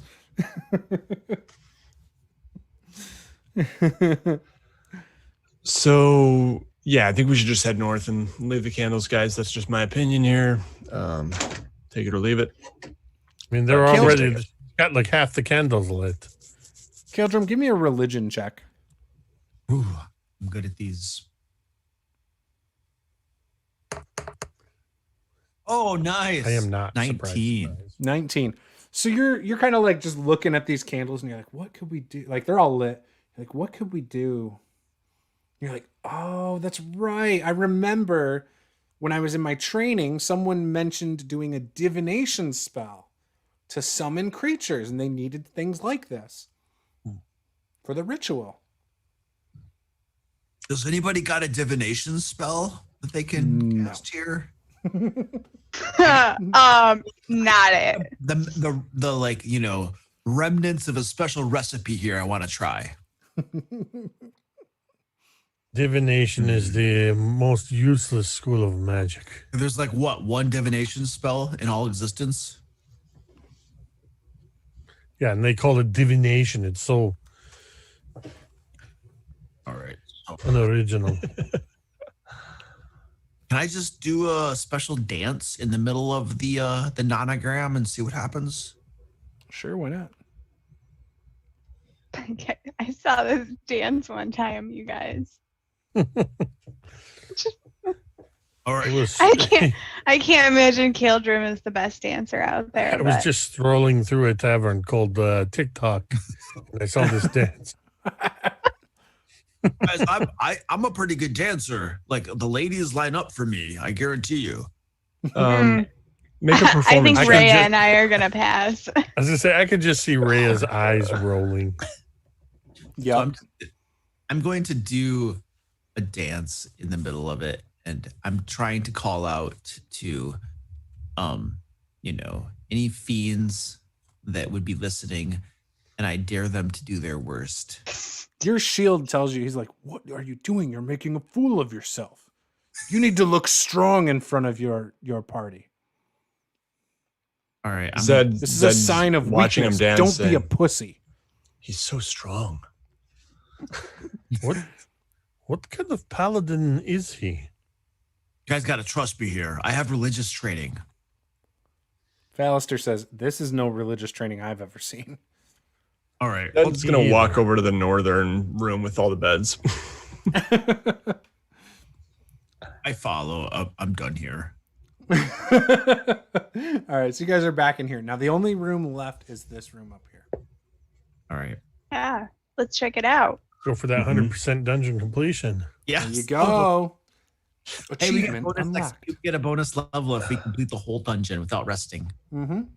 Yeah, the airship comes in, and We you did have some to short turn rests, the I think. king back from a toad into a king again. Gonna have to fight like one of Koopa's guys at the end of the level. Nice. All right. So that room, what do you guys? Who's approaching? Who's opening the door first? Is that again?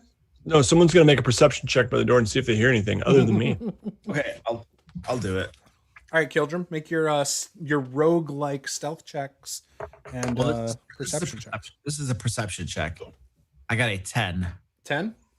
Mm-hmm. You don't hear anything. All right, it's clean. Then I'm gonna check for traps. Ooh, 20. 20. No traps. All right, door's clean. And then I'm going to quietly open it. Stealth. Ooh, baby, 17. Oh, yeah. You quietly open it. Fallister little says, bit- "Wow, a I little didn't bit- even hear him. He's so clumsy normally." And then I can peek in a little bit. Oh, you know what? I'm supposed to roll disadvantage on stealth. Hold on a second. Let's try that again. Or Zed says to Fallister, That's better. 4. I've been training him. Oh, never mind. So he starts opening it. It's perfectly quiet. Fallister's like, "Wow, that's really quiet." And then all of a sudden, like like the rusted hinge starts to make a sound, and Fallister's like, "Never mind." As you said, your comment, Zed. Wrought iron candlesticks topped with flickering candles light this room, which is heated by a cast iron stove with clawed feet. Across from the crackling stove is a modest desk with a matching chair. Other furnishings include a small table and chair for dining, a bed, an iron chest resting at the foot of the bed, and 2 tapestries, one showing spirits rising as Lemure devils from the river Styx, and another depicting a dead man dangling like a marionette from hooked chains. Now the Lemire devils, those basically look like the shadow of Thavius that you Creek. saw. Yeah. So what would you guys like to do? It's empty. The room's empty besides that. Iron chest. I'd like to go check out that desk. Yeah, I'm walking in and I'm gonna stick close to Vox, Okay. protecting her just in case something nasty's in here. Okay. So Vox, when you open the desk, they're just empty. There's parchment paper and quills and like extra ink, but there's nothing of note other than that. I mean, if you want to take it, you can. Yeah, I actually will take it. Okay. And then Epiphany mentioned the chest. Aye. So you go over and you pop the chest open, and right away you recognize a holy symbol of Torm. It's a silver pendant shaped like a right-handed gauntlet on the end of a silver chain. Torm. Rhea notices it right away and says, "That was Thavius's." Are you taking that? What do you I'm gonna roll a percentile dice and say there's about a 25% chance that I don't already have a Torm. Oh, you got a Torm, dude. I've already got one of these. Here. I heard you call out this dude's name. Yeah, this dude's my god. Thanks. Yeah, he's all right. Wait, I don't know why I'm talking like a chill dude all of a sudden. Hey, it rubs off, you know. Rhea turns to, as you hand it to Caeldrim, Rhea says, "I'll give you the value of it for it right now. Oh, you want this? It belonged to Krieg. Oh yeah. I'll give you 25 gold right now. 500. It's a silver pendant. It's worth 25 gold. Sentimental value. Hello. This is evidence. Evidence. Yes, I'm a Hell Rider. Thavius turned on El Terrell. I need to tell other Hell Riders about this. And this is evidence that he turned? Well, it'll go towards that. I would like it. Will you do it for 25 gold or not? 250. 25. Just give it to her. Come on, Zed. We've got to make some money here. We need healing potions. I'm not asking for any other stuff that we've recovered with me and your party. I literally just want that. That's a good deal right there. See, she doesn't even want any of the 50 gold we just found in the other room. Oh, well, we were going to give it to her anyway. Oh. Caeldrim. Okay, geez. Let me take. I was going to say, let me take a look at it and see if it's worth as much as you're asking for. Oh, okay. Here you go. All right, I take a look at it and then I hand it to Rhea. And she gives you 25 gold. She says thank you. And I mean, looking at it, you're like, yeah, it's worth like 20, 25 gold. I'll give Caeldrim 20 of the 25 gold. I mean, I'm putting this in the party loot list anyway. These are group funds, but thank you. She pockets it. And she says, thank you, Epiphany. I didn't think you were actually going to just give it to me. So as she pockets it, she says, she turns to Fallister and says, "This was everything, right?" And he nods and he says, "I mean, I don't know if you visited the other parts, but I would assume that's the whole dungeon. I mean, based on what you said." I hope so. We've been in this dungeon for like 3 months. The only thing in that chest was the holy symbol. Correct. Wow. How big was this chest? I don't know. Big. It was a big old iron chest. Yeah. It's low level, man. We're only 4th level. We don't get the big loot drops yet. Man. You already got the dungeon's big loot drop. You got the shield. You got that shield, man. Fireballs for long rest. That's a legendary item. Like, legendary. It's nice. It's very nice. So I'm sure with that, come back to bite you in the ass at all. I do want to take a 5-minute break. You guys have explored the whole dungeon, so if you aren't wanting to take a break, you can discuss what you want to do next or whatever. But I'm going to go take a bio break. So yeah, me too. And fill up water. So we'll be back in just a minute, guys. Get us up to 50 likes if you want to get them a bag of holding so that they don't have to like keep track of encumbrance, since we're doing that. Right, Luke? Yeah, I'm keeping track of Yes. my yeah. How many scimitars do you 100%. have on your back? I'm pretty sure 32. you just picked up 8. On the holy symbol of Torm, I swear. All right, we'll be back.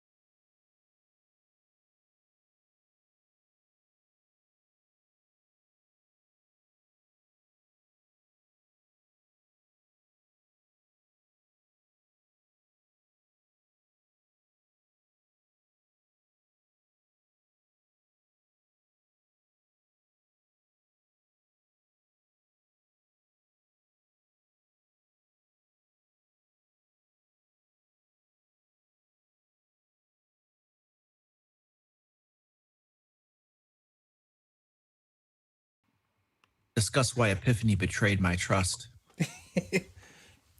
All right, so we are back. So you've explored every room of the dungeon, maybe even did another clean sweep, and you did not come across any more people down in the dungeon. You've cleared it out. Now, Fallister says, what's next? I mean, are you guys coming to Candlekeep? I'm sure that Silveris's birdies probably know quite a bit, about all this. And I need to get back to her. Well, that's a interesting invitation. To be honest, I haven't left Baldur's Gate in decades. But I think it might be time. I wouldn't mind a journey. Fallister says, did you guys manage to find the puzzle box? Because it is not anywhere down here.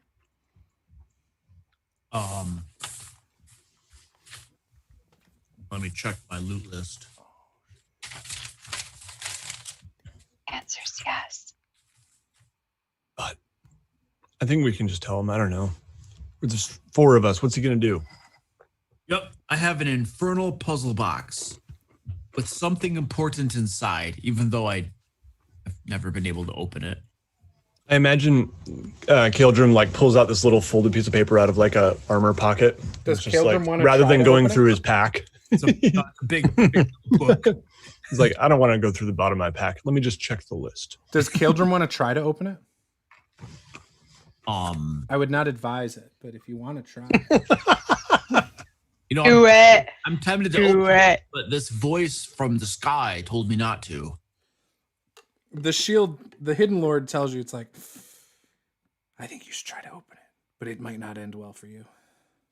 That sounds like contradictory advice there in the same sentence there, buddy. I mean, aren't you curious what's inside of it? Not really. Oh, you should be. It's probably something great. How do you know? Usually stuff inside infernal boxes is typically pretty damning of people. Are you sure you're a good guy? Of course, that's why I'm telling you about the box. Why would I not? Yeah. I told you it might not be good for you. It's your choice whether you open it or not. I don't think I trust you. I don't Your see why knowledge not. of combat tactics is inferior for a deity, to be perfectly honest. We weren't talking tactics. I just said you don't want to look weak in front of your party members. That's all. But when you're unknowledgeable about one thing and untrustworthy in one area, it makes me question other Caeldrim. areas that you seem to know about. Caeldrim, do you know what the best defense is?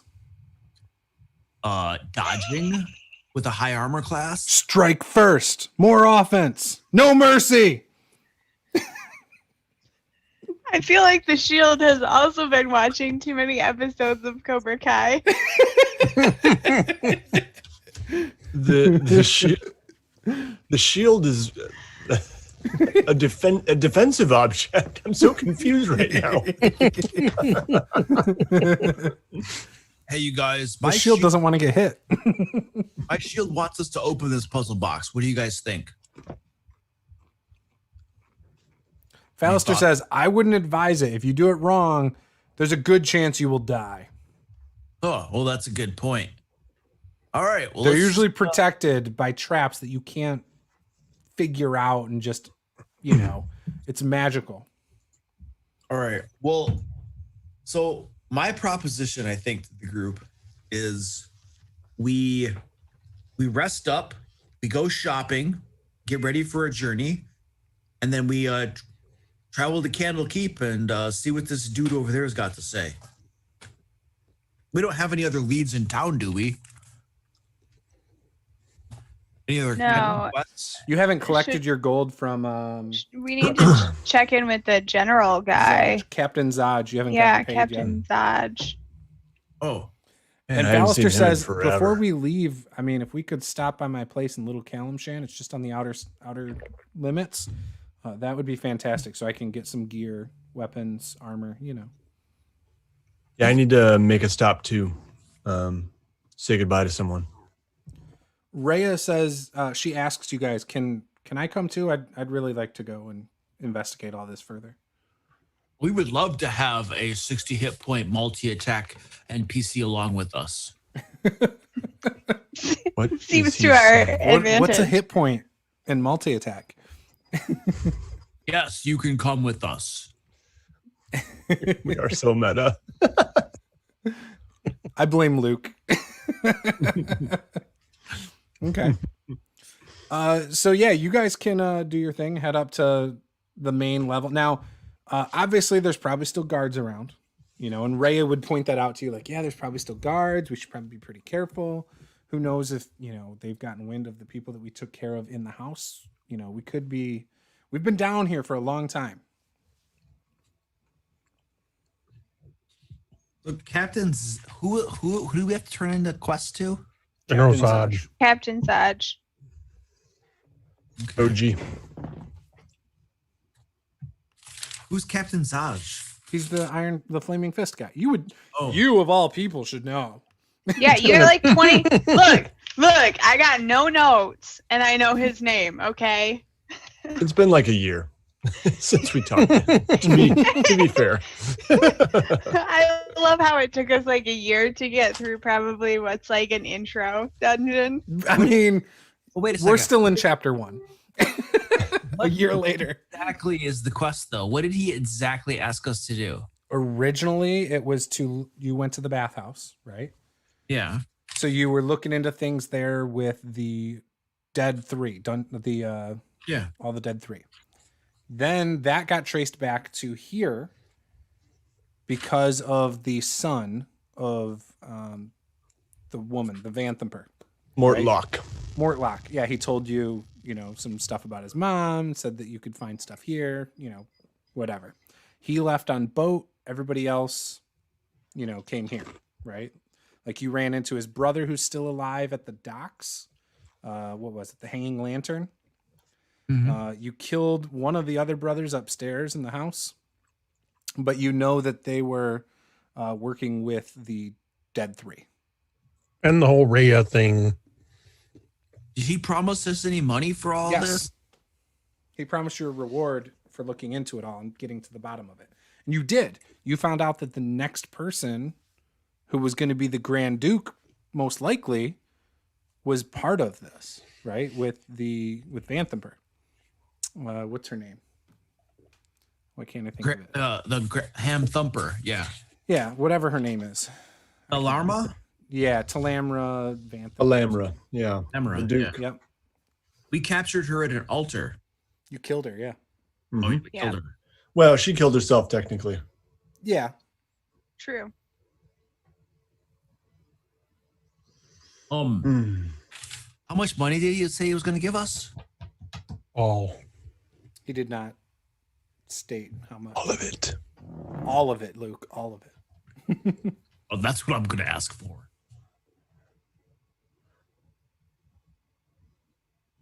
All right, so yeah, let's do it. I vote we go take a rest first because who knows what's going to happen at this quest turn in. Fallister says, where are you going to take a rest? I would happily pay for your room. We have an inn we stay at. Oh, which one? There's the Low Lantern, and then there's Elf Song over in this part of town, right? Oh, Elf Song. I believe That's- you were saying an elf song. Yeah, Elf Oh, Song. yeah, I've been there. I'd love to come over there. Is it okay if I come by and I pay for your room and maybe a round of drinks? Oh yeah, you can pay for lots of rounds of drinks. Okay. So he if comes that's your along thing. with you guys, and he does that. He'll buy you guys drinks and everything, and he tells you how, stories of, his time as a child and stuff that just doesn't matter, nothing important. In fact, it bores all of you probably to death, all the stuff he's talking about. And Actually, I'm going to take. but we have to listen because I'm he gonna bought our take drinks in our extensive room. notes. Do you mind just Exactly. giving me a recap of everything he tells us about? there's nothing important. We're going to go by Paula's notes here. Miss No Notes, as Cameron calls her now. It just tells us Descent into Avernus. All right. Eventually, you will descend into Avernus. You will merely descend into Avernus. All right. Yeah, it's been a year, guys. Everyone in the chat's like, "Whoa, it's been a year." We're just really thorough. I mean, you don't want to miss something. So Rhea does not hang around for drinks. She probably goes to sleep pretty quickly. Zed, you wanted to head off and do something real quick? Yeah, basically, and we don't have to like role play it out or anything, Sure. but my mother lives in Baldur's Gate, and yep. So I would just stop and basically tell her gonna be leaving for a while, and this doesn't mean I'm giving up on looking for Dad, is what I would say. Ooh, looking for Dad. Mm-hmm. Ooh, we might have to get this backstory over to the Dungeon Master soon. Yeah, we should talk. A year later, I need this guy's backstory. Yeah, I think we mentioned it in like session 1 when we were rolling up like there's stuff in the book, right? Yeah. But yeah, Zed is his father was in the guild, the Thieves Guild, as well, and disappeared. And so that's one of the reasons Zed wanted to get in deep on that Thieves Guild business. Gotcha. I like it. Okay, cool. So, yeah. I probably liked it when you told me before too. And I just forgot. All good. Awesome. Okay. Is there anything anybody else would like to do before, stepping out in the morning or anything?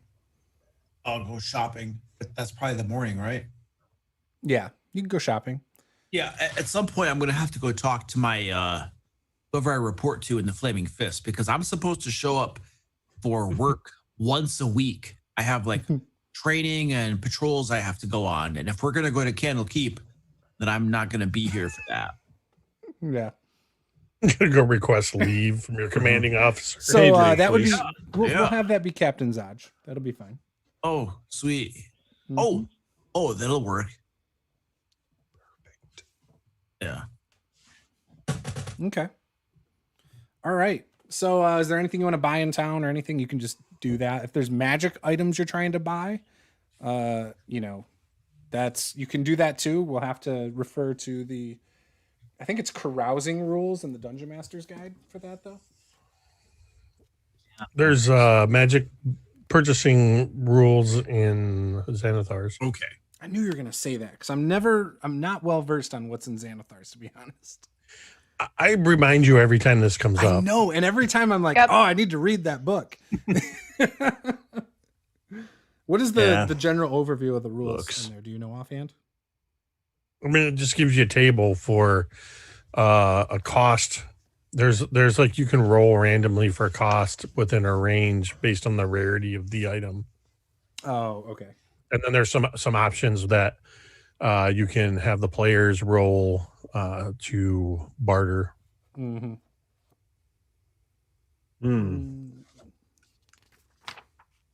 Okay. Saleable magic items are also in the Dungeon Master Guide. So a common one takes up to 1d4 days to buy. It's about 100 gold. Uncommon is 500 gold. Rare is 5,000, and very rare is 50,000. And there's modifiers on the D100 as well.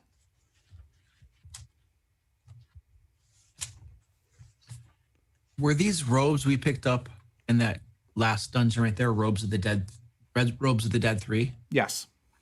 Okay, we had 4 of those, right? Yes. Okay, And so I mean, you could get whatever you want. There were enough bodies. If you want more than 4, you can.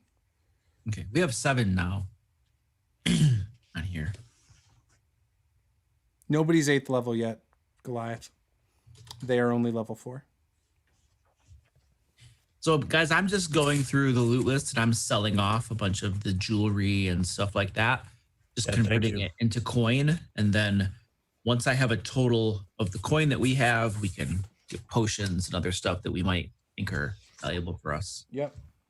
Oh, and Beautiful. potions you don't even have to worry about if they have it, they do. So just 50 gold, or even if you want to buy the better potions, Yeah. those are more expensive, but you can do Much. that. If it's common, it'd be 100. Uncommon, 500. common potions are 100, Yeah. and then uncommon are 500. Yeah. But the regular base level potion of healing is like 50 gold. Yeah. Okay.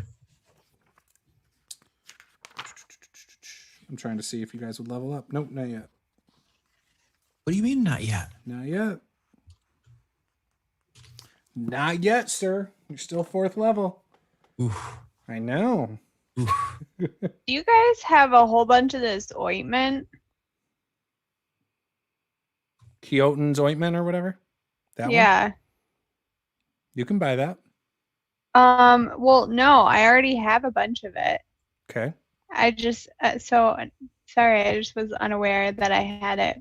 Yeah, you can heal with it, I think. Yeah.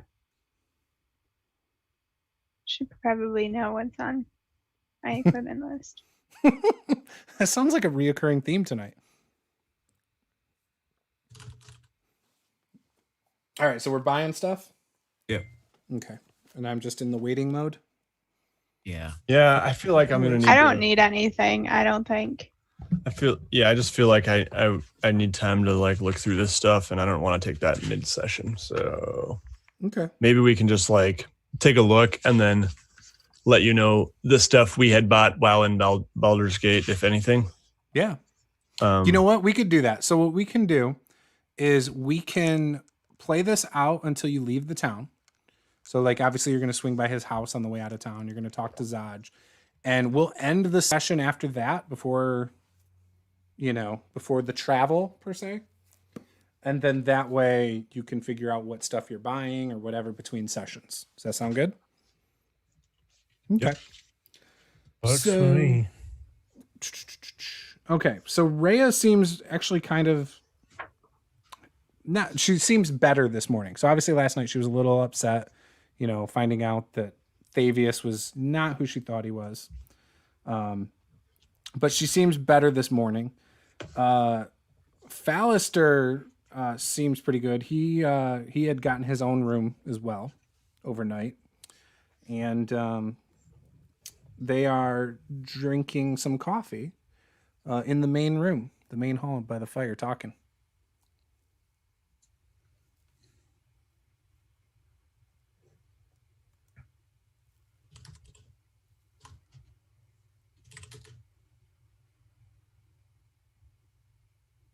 I was just going to see how long, but I can't hold it anymore. I can't.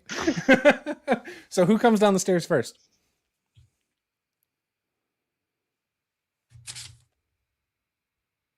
Sorry, is this the next day? Yep, next morning. Zed- Everyone's well rested.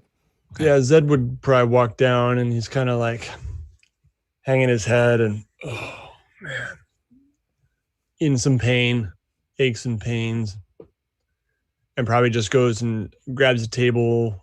Are they at a table? They were sitting over by the fire, just enjoying some Okay. coffee. Yeah, I'd probably just grab a table somewhere near them. Okay. They'll join you. Fallister, tells you once everyone comes down, he tells everyone, if we can stop by my house before we go, I can grab some weapons and maybe get you guys each some potions for the road or something. It's about 5 days travel to Candlekeep. So, it's not too bad. It's just southwest of here, but it's on the coast, and who knows what we'll run into. Sometimes there's bandits and stuff like that. But I think we should be pretty fine, especially the group of us.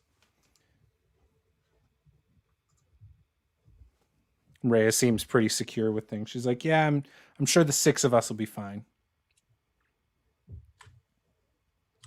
And when Epiphany comes down, she's almost taken a liking to you, Epiphany. Like, she feels safe around you. And she's like, before you, I hadn't met a lot of your kind. And, well, you're not what I expected. I suppose that's a good thing then. It is. I mean, we've been pretty much trained to hate all things, that are associated with evil. And, honestly, you don't seem evil to me. Again, that is a good thing. I do my best not to appear evil, while also not being evil. She's like, no, you're just like the rest of, everybody. So I'm sorry for judging you, but thank you for enlightening me. Appreciate that. Zed would say, life is more complex than good and evil. It is. And I could say the same about you, Zed, as I did about Epiphany. You're not what I expected. Well, all right then. Vox is just all quiet. And you aren't you normally a loud one? I mean, heck, we're in a tavern. This is your place. Yeah, I mean, I don't know. I'm not sure. Not sure right now. I'm not sure what to make of kind of everything that's happened up to this point. There were a lot of unexpected steps that we took. And definitely not where she saw herself going. If you had asked her a few weeks ago what would be going on in her life, this was definitely not what she was thinking. Well, what were you doing a few weeks ago? A few weeks ago, I mean, I had sort of landed in Baldur's Gate and was just sort of learning my way around town. Haven't been here that long. Where did you come from? Oh, just around. Typical traveler. Yeah, I've spent a lot of time out on the road. I've thought about going back home a few times, but I just don't think it would work out.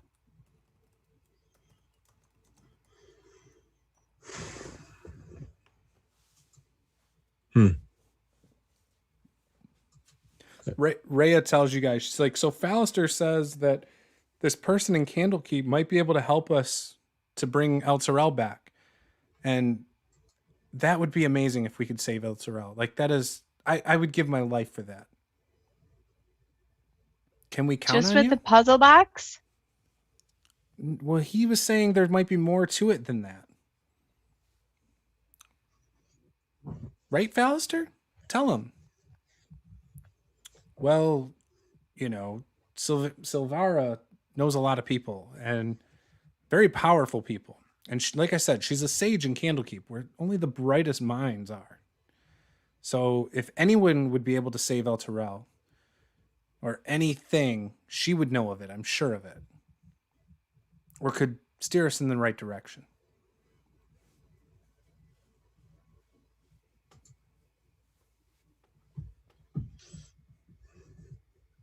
So we ready to go, Caeldrim?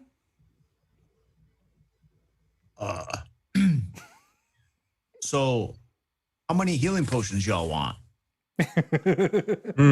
So I have 3. Yeah. We have And enough I have gold to buy 5. 50 of them. I have 5 of this ointment. Too. How much gold do we have? We're talking about magic items. I have my eye on something, but What do you like? I mean, we might not have magic item type gold. okay, yeah. But it depends on what you're looking for. I mean, how Well, much does it cost? Out on the corner they had these pretty fancy boots, and seemed like they'd make you might be able to Thieves Guild discount it. Seems like they'd It's take a away some 5-finger of my. discount. Oh, I'm not saying 5-finger, but I'm saying he might be able to get some kind of a black market price for himself. Seems like they might take away some of my problems being stealthy these days. I keep. Well, anyway, you guys are showing me up as a rogue here. Can't be having that. So if I'm rolling on this normal hair chart, I mean they're only I don't know. I don't know how. So the Boots of Elvenkind are an uncommon magic item. Okay. And I just rolled a 1 on my D6, but that's probably something you would want to roll. But anyway, it does say uncommon on this chart Jake sent us, 1d6 times 100 gold pieces. But yeah. Oh, for the price? Yep. Okay. I'm fine with the price. Let's say there's a 25% chance of you finding it, but I'll let you roll with advantage. So roll percentiles. And if you're under it, you have a contact that can find it for you. Under 25? Yep, 25%. Okay. Oh, whoops, I did it wrong. Okay, well, anyway, there's a 21 and there's a 96. Yeah, so you're able to find them. And Okay. Could you afford that? That is the question. Is the group willing to help you buy that? How much? How much is it? Well, I did roll a 1 on my D6, so that's kind of good. So that would mean it would be 100 gold if you're okay with that, Juice. I'm fine with that. 100 gold? Yes, I know. It's No, dude, you could buy like lots of those. okay. That's so good. There's only one you pair see. found. You'd have to roll for more pairs. Here you go, buddy. Yeah, I give him 100 gold. That's not a problem. Oh man, I run out like Charlie with my golden ticket to the corner store. and I look up at the nice person in the little shop, and I hold up my money. I'd like to buy a pair of boots, sir. I'm sorry, I'm taking this too far. No, that was amazing. That should And, be Zed's voice from now on. You should roleplay that voice for Please, the rest sir, of the can campaign. I have some more? Yeah. So I've got some nicer looking boots. They Yeah, make so them stealthy. you got them. They're as nice as you want them to be. But yeah, that what's that do? That allows you to have advantage on stealth or something? Yep. Advantage on stealth. Like you needed that. Well, I fail a lot, and it kind of helps me with my assassinate ability if I can not fail those so much. Right. No, I like it. Okay, cool. Yeah. So what are you doing about the potions? I know Caeldrim was trying to figure that out. Yep, I have purchased 10 healing potions for each of you. Here you go. 10 for each? Wow. Each. Yep, and we still have lots of money, guys. Wow. All Look right. at this cleric in the bottle. Help yourselves. Okay. You look like you just came in to stock the bar. You got all these cases. Yeah, where did you of, carry 40 healing potions? These are like the entry level healing potions too, aren't they? Correct, the entry level. So yep. how are you guys carrying 10 bottles of healing potions? Yeah, I don't know. Breaking 10 them. might be overkill because by the time we Yeah, because then I have 13, and then I have 5 more of these jars of. That's not overkill. That's I always picture healing potions to look like these, like a bottle of Like a of beaker? craft paint or something. You know. vial. Let me grab a red one. So a healing potion to me, it's like a single dose. It's like, Like a I shot. mean, you're not gonna take a whole bottle. Yeah, it's like 5-hour energy drink. You're not gonna take a whole bottle of Robitussin. You're gonna take a dose, right? Well, maybe you're gonna take a whole bottle. I'm of fine with Robitussin. that because I mean Dude. you have to be able to drink it in 6 seconds though, right? It's a full action. It's a little vial. Yeah, it's a little vial. Well, most of that 6 seconds is spent getting the top off and peeling the foil away. Oh, there's foil too. Like this is fancy. Oh man, I Is just it the thought there little was a kind that cork has, in a like, bottle. the flap in the middle that you have to like. It's got that little plastic ring on Oh, it. Oh God! And then it's stuck sometimes, and it's like, oh, pain in the butt. Like when you get a jar of or a new thing of mustard. oh my Yep. gosh, mustard's the worst. Mm-hmm. Were you just condemning mustard? Or, Oh no, or I love how only it mustard? tastes. I hate unwrapping the bottle, Yeah, the especially bottles- the round yellow bottles, the round ones. Do you know what I'm Yeah, talking mustard about? They is look good. like grenades. mustard is good.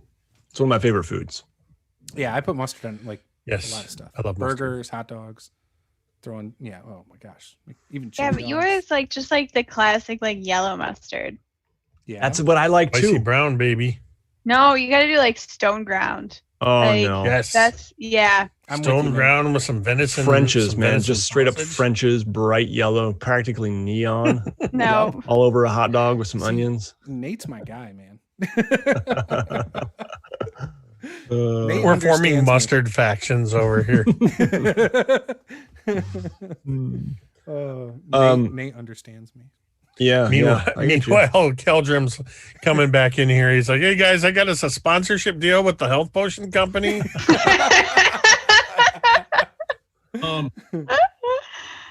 So I could get +2 to my armor class if I got full plate armor.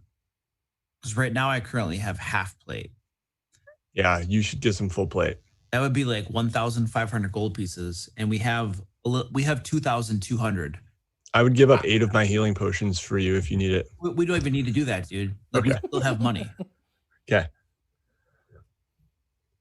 And yeah, That sounds smart. I have over 200 gold in my personal gold. Yeah, I think we split at one time. At one point we split, Yeah. so I feel like Oh yeah. you know if we tossed it all in the pot, then Oh wow. we're still over. I mean, we still have in the pot over 2,000 gold pieces. Wait, guys, No. there's more important things going on. Melchior does not know what a corn dog is. Who just said they Oh. don't know what a corn dog is? Melchior, he's in Australia. We can't Okay. do that. That's dude. We So need to in educate America, at But- carnivals, you can get a hot dog on a Hey, stick carnivals, go to that Walmart. has deep fried bread around it. Yeah, that too. But I'm saying Cornbread. it's basically carnival Yeah, food, cornbread. and it's amazing. Yes, it's a hot dog on a stick, deep fried in cornbread.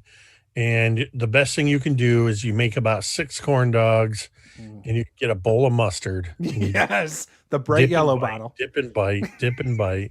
Oh man, it's so good. I want some dang corn dogs now. I know, we gotta so do make I. that grocery list tomorrow. You want to know something fun? The honey dip corn I've dogs never had a corn dog. until tomorrow. She doesn't eat you meat, should guys. change that.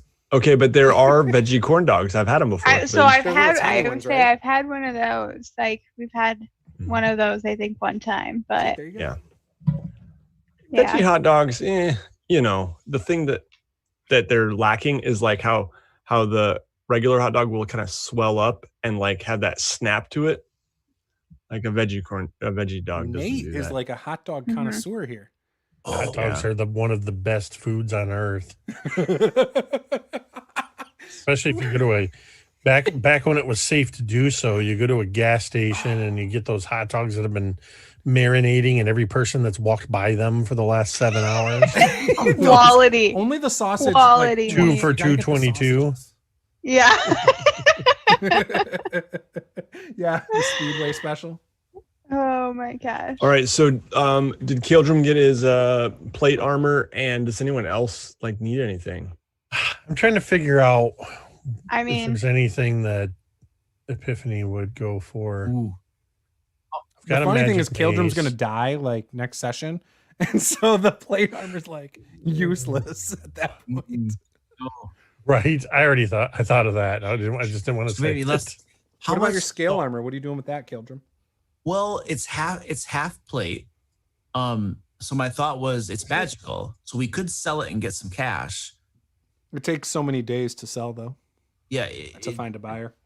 Can anybody use half plate armor? That useful to anybody?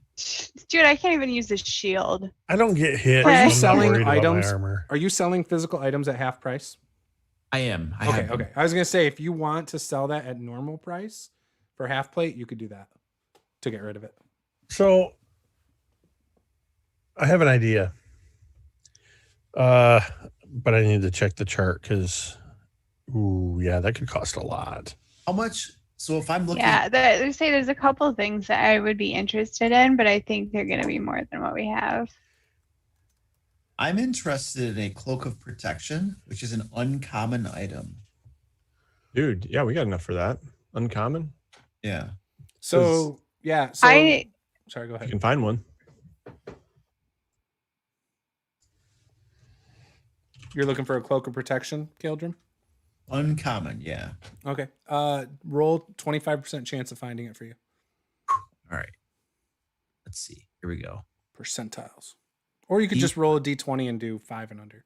I'll roll D100. I got a 53. You are unable to find it. Dang it. All right. Yeah, everything I'm looking at is like a rare item. I feel like that's maybe too Rare expensive. would be at least 2,000. Yeah, I was looking for a ring of spell storing. I rolled 2d10 and it would cost 10,000. I know. I'm literally reading that right now. So same page. Okay, so I want to get a cloak. It's common. Okay. What's the chance I could find it? 50%. So 50 or under. And I'll tell you what it is after. That is a 30. Is it the Cape of Billowing? No. Not for Epiphany. It is the Cloak of Many Fashions. Oh, I was looking like a at disguise that. one or something? While I was wearing this looking at cloak, that. you can use a bonus action to change the style, color, and apparent quality of the garment. It doesn't change anything else about it, but you can make it look drab. You can make it look fancy. That is cool. As a cleric of many religions, this feels very useful. I love it. That is Let's so see. good. It's a common item, so that would be 1d6. I rolled a 1. I get it for $10. Nice. I'll take that off of my personal gold. The person you buy it from doesn't even know it's magical, and it does that. They're like, yeah, $10. Yeah, they're Here you like, go. "Oh, there's a shabby gray thing." It looks kind of nice, but they're like, eh. And then you get it, and you're like, no, I know what this is.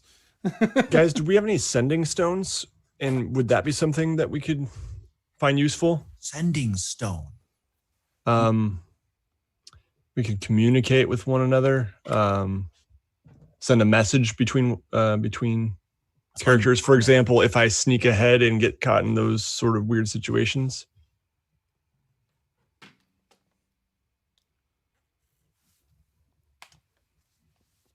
Could be interesting.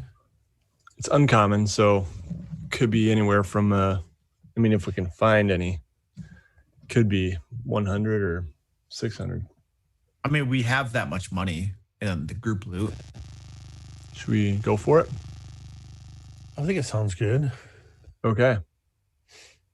I'm gonna roll D100 and I have to get under 25, right, Juice? For uncommon? For uncommon, we're saying 25%. Yep. Common Okay. is 50.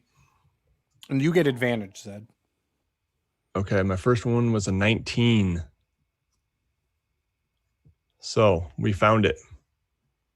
You could. No advantage needed. Now I'm gonna roll. Where I come from, we call these walkie-talkies. Oh. What's a kinda like walkie-talkie? Okay. roll Those were the D6 best when I was a here. kid. Where I come from, 2. Epiphany, they're called Nextel. Beep, beep. Skittle. Hey man, can you hear me? All right, Hey, Luke, you never I got guessed what I just saw. Hey, shut up, man. I'm with my girlfriend. Like,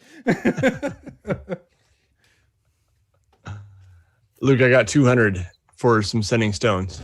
Got it. Not a problem. Cool. so 2 Okay, stones, so so an- 2 people can carry them, right? Mm-hmm. Okay. So an uncommon item. Yep. What do I have to roll? That's a 125. 25% chance. Who's carrying those 2 setting stones? So maybe I'll give one to Caeldrim and I'll keep one. When you called But I don't know how that, like, I mean, maybe I should just carry them and then we can just kind of say like, hey, I was gonna say it's Well- probably always gonna be you, Zed, because you probably sneak ahead with it, and you leave they one with come in whoever you want. pairs. So yeah, I guess, Someone else has got to have another one for him to communicate. Right. with the person. Yeah, Yeah. I know, but it might be situational. Sometimes it might be you, Caeldrim. Sometimes you might want somebody readying a spell, or you know what I mean. So he yeah. might just And hang I on to think it. probably though I should just give one to one of you right now so that in those situations, I don't realize like, oh, I've got both of these dang things. Yeah. So Caeldrim, you just want to like add sending stones to your inventory and we'll just remember that we each have one. Do that. Okay. So what do I roll for percentiles, or if you want to just roll a Price. d20 and take. Oh, the price No. is the chart that he sent you Okay, I gotta go back and on find Facebook. it. For It's on Facebook. uncommon items, the price is 1d6 times 100. Okay, Yeah. so it's 300. And what are you buying? I'm gonna buy a deck of illusions. Oh, I saw that one. That was interesting. Yep. That is totally something you would do. Mm-hmm. For Wait, sure. did you actually find one? Yeah. Yeah. So 300 gold. I have the money. Do you need it? Yeah. All right, here you go. She's like, Yeah. yeah, you're buying it. Group pot buying this because Yep. this is great, and I'm gonna Right. have the greatest time of my life.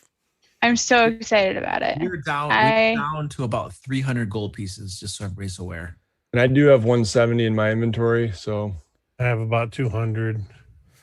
Yeah, I Luke, have a 2 years ago, 200. didn't you do the deck of many, like live play on your channel, or something? I have a video about the deck The of many. deck of Yeah, wasn't that like anything. 2.5 years ago, and you showed an excerpt from your game of people drawing it? Exactly. Yes. That correct. was so great. I remember that. It was crazy, dude. Yeah. some people got made out like bandits. Other people got like their characters destroyed. Yeah, it was great. That was I think the first video I ever saw of yours, or one really? of the first. Oh, nice.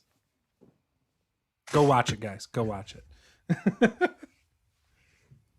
For I actually want. 150,000, I could buy a legendary spell, a 9th level spell scroll. Can you cast it? Well, not yet.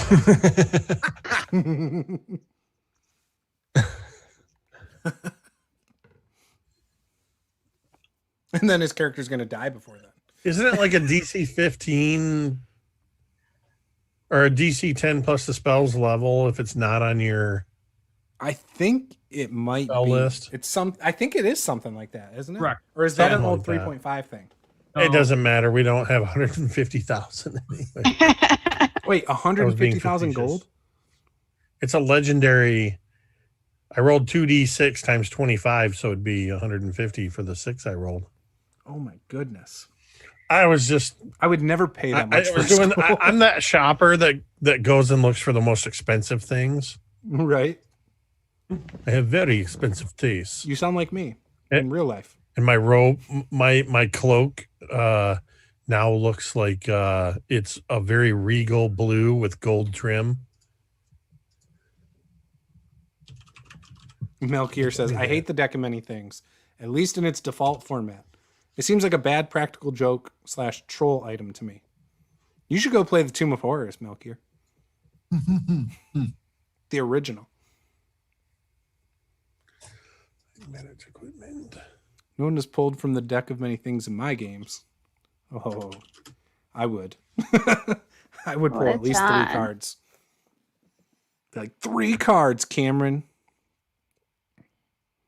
And I know Luke would draw from it too. Yep. I'd do 5. 5? Oh my gosh, the odds are not in your favor. I'd survive. You think so?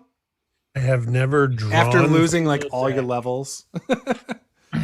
but I have used one in a game before. Have you? Oh, Yeah, I my want to. players was pissed because they lost all their magic items. Oh man. the best part was how Luke like role played some of the stuff, like the dragon with the gems or something. Like there, Yeah. there was some really cool role play stuff from your game that I remember. Yeah, that's what I do. I know, it was great. That's why I subbed. That's why we talk now, Luke. Nice. All because of that game. I Probably. impressed you with the deck of many things. You did. Before you, I actually never had an interest in bringing that to a game. You can ask Paula. She's actually wanted me to bring stuff like that into games before. And before then, I was like, I don't know. There's a lot of stuff in here that could ruin the game. Like, I was one of those people. We did it at high level. And Right. one of the characters we did it at like level 17, and one of the characters did lose her character. Yeah. She was destroyed. All of her magic items were destroyed. Her character's soul was just like sucked away. They had to go and rescue her soul from like Tiamat in Avernus. You know. So Was she pissed? no, she was fine. But everybody was freaking out. They were like, I was like, give me your character sheet. And everybody's like, oh. And then I just took all of her magic items off from her character sheet because I had given them handouts, you know. And they're just like, oh, and I'm like, I gave her a character sheet back, and I was like, all of your magic items are destroyed. Freaked out. And then when she rolled the one that stole her soul away, I think I asked for a character sheet again, and I was like, yeah. I'll just keep this now. Yeah, give me that. Thanks. And then give her a blank one and be like, hey. Yeah, you have to pick a character now. One of my players drew the void card. That was the impetus for a whole section of the campaign, as they had to go figure out where she was. That's awesome. That's what happened to us. I think it was the void that sucked her soul away, and then they had to. One of the characters used his wish to find out where her soul was, and it was in Tiamat in the Nine Hells. Oh, that's cool. And then they went on an entire quest into Tiamat's palace to get her soul back at some point in the campaign too. Didn't you have someone who refused to draw from it too? They're like, nope. Two of them were like, no way, not touching it. Absolutely. Yeah. My player's soul went to Barovia. They had to go talk to Strahd. Oh. Nice. Awesome. All right. So we've sorted out everything, or is there anything else people want? Last call. I think we bought stuff. Okay. Cool. Good. All right. So you guys start making your way through town. Rhea, she kind of covers up her stuff so she doesn't look like a Hell Rider as much. And she actually has one of the deputy tokens or badges that you guys gave to her before, off of one of your fallen friends. And Fallister is also traveling with you guys, and he kind of positions himself in a way that he kind of stands near Rhea, but like blocking her from and he's not trying to be deceptive, but at the same time, he's trying to kind of block so that any of the flaming fists can't really recognize her up close, And you come up to the spot that Zaj is always at, patrolling in the morning, getting his morning updates from different people that work for him. And when you come up, you actually can see they've set up a tent near the gate. And you don't see Zaj, up on the parapet or anything like that. But you see a bunch of guards that are around the tent. In fact, you see his 6 guards that are typically with him standing outside of the tent specifically.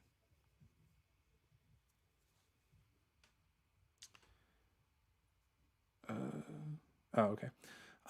So you guys make your way over to the tent. And when you do, Rhea and Fallister say, we'll stay back. We'll stay out here. And you make your way into the tent. And you see Zaj looking over a map on a table of Baldur's Gate. And it's got the different entry points. And it's almost like he's set up strategic things that kind of show where the refugees are trying to get in and things like that. And he actually has what looks like another Flaming Fist person with him that's not quite as high rank as him. And he's telling him, we really got to make sure they're not sneaking in over here and over here, because we've gotten wind that a couple people have actually got into Baldur's Gate. And as that happens, he sees that you guys stepped into the tent, and he's like, oh, hey, just a minute. Can you step out for a minute? I got to talk to them. And so the one guy that he was talking to steps out and walks by you guys. He's like, so what'd you guys find? What happened? I can't remember. Did we check back in with him after the Dead 3? Yeah, before Vanthampur. Yes. Okay, we did. Yep. All right. So what'd you guys uncover? Did you figure anything out with the Vanthampur Villa or with the Duke? Everybody's dead. You killed the Vanthampurs? All of them? Nope. They were in league with Zariel, who's who's one Zariel? One of the Archdevils of the Nine Hells. Oh my gosh. I believe the ruler of Avernus. Yeah. Bunch of psychos. Yeah, This was full of imps and devilish rituals. Crazy stuff, man. Demons. It was very bad, sir.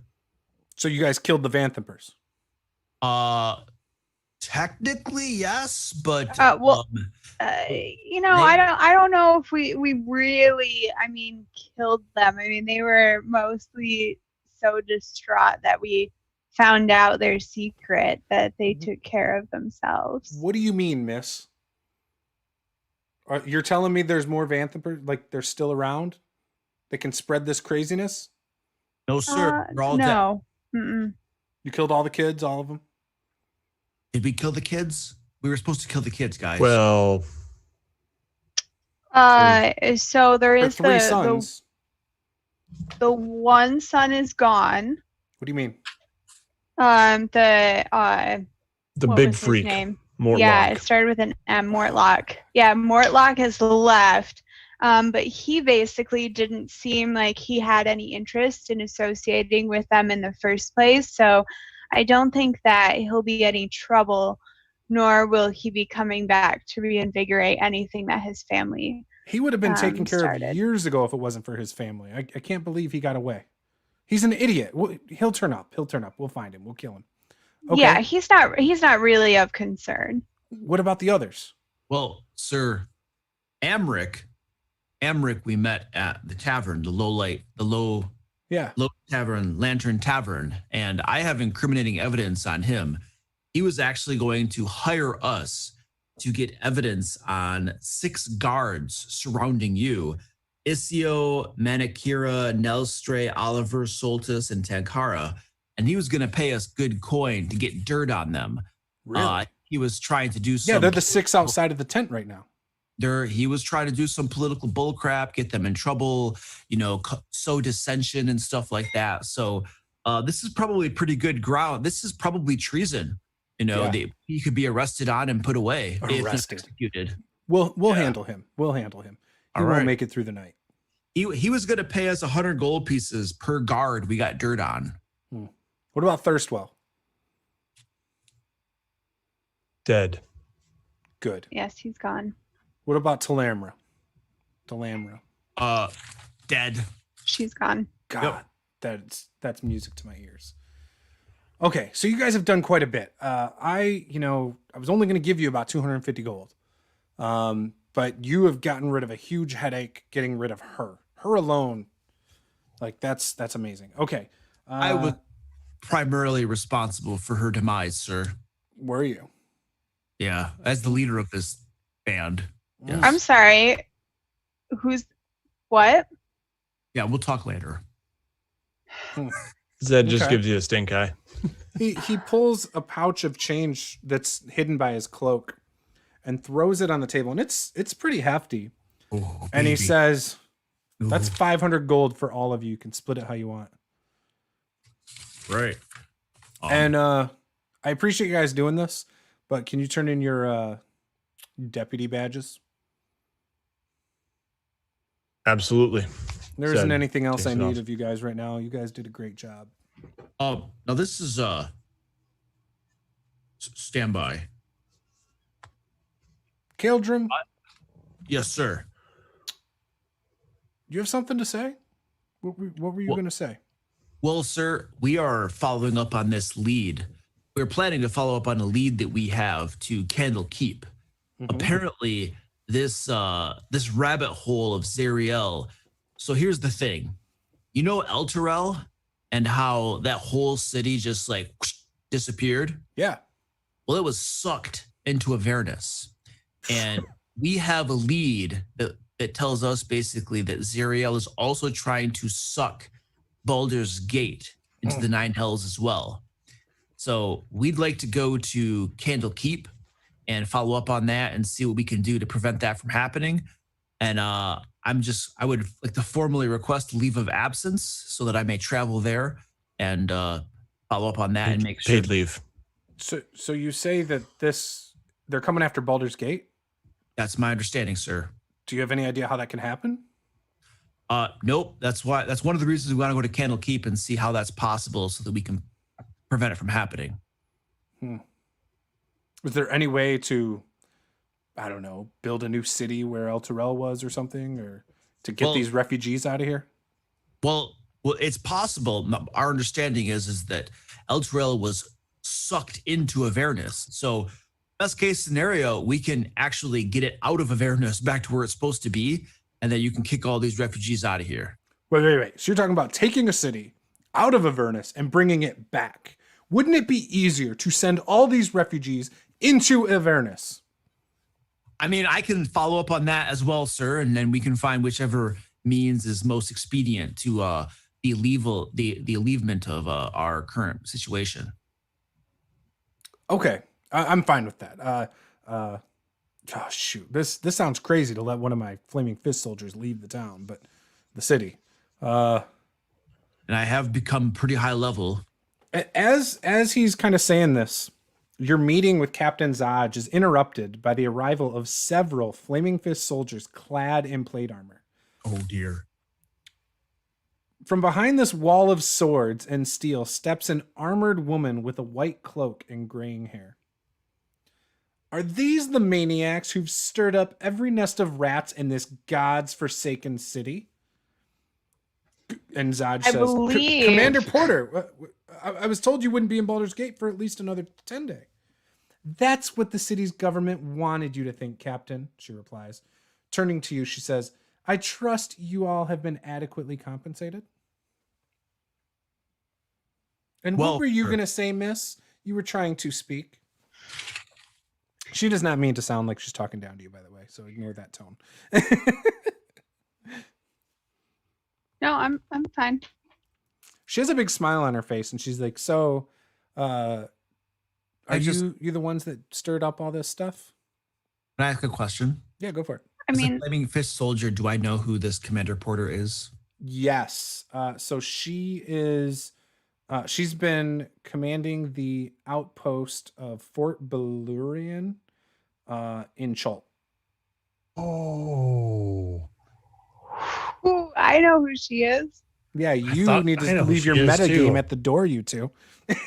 You Tomb of Annihilation DMs. So there was something, I recognized her attitude.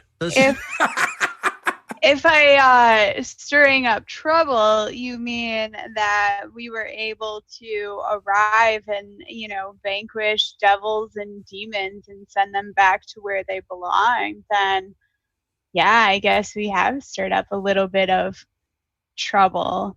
Yeah. But I like your sass. Yes. What is your name, Miss? Fox. Miss Vox.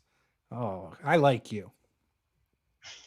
Question. Nice sword you have there, by the way. Is that a musical note on it? Yeah, it's kind of fancy. I mean, I don't want to trouble you with it or anything like that, but I like that sword too. Interesting. Commander Porter outranks Captain Zaj, correct? Oh yeah. Okay. Yep. And so she kind of looks around the room and she's like, so what is this I hear about possibly looking into more with El Terrell? Yes, ma'am, that's correct. I only caught the last bit of it from outside the tent. I repeat my report to her. Well, this sounds like a fantastic idea. We could be the heroes of the region, not just the city. Well, I tell you what. He could be, yes. What is your name, sir? Caeldrim Gold Torah, Paladin of Torm, longtime member of the Flaming Fist. How many people are traveling with you? Looks like we have 4, 5, 6 of us in total, ma'am. 6. She turns to Zaj. She says, get all of them a horse or pony, whatever they prefer. Also, get them a mule-drawn cart. I want it loaded up with food, drink, any equipment they need. I want it by this afternoon. 500 healing potions would be preferable. We can't give you that. We can give you typical equipment, ropes, things like that. A cleric? We can't give up any people.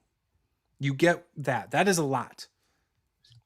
And what is your rank? She's looking at your rank. I think She's what like, Caeldrim you don't even is rank for as much as I'm trying to help you with. This is a huge task, and I'm trying to make it easier. Don't get too diva-like on me.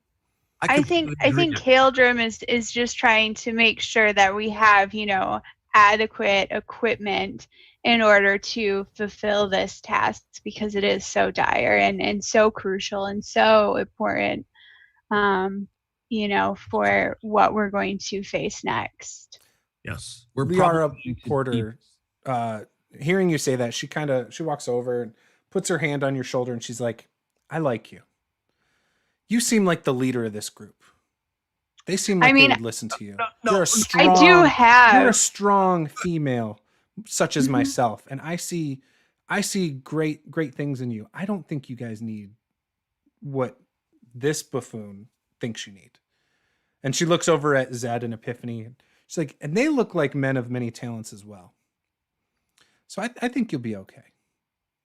I think that this is really such a well-rounded and diverse group that I do think that we can take care of the problems that we're all facing right now. Great. And I do have a lot of natural leadership abilities, so I'm more than happy to take on that role for the Flaming Fist if that is what you so desire. Oh no, this will be a loose affiliation. You guys will not be part of the Flaming Fist. Don't misunderstand me. Obviously, Caeldrim is, but you guys, you're more than that. You are gonna get the job done.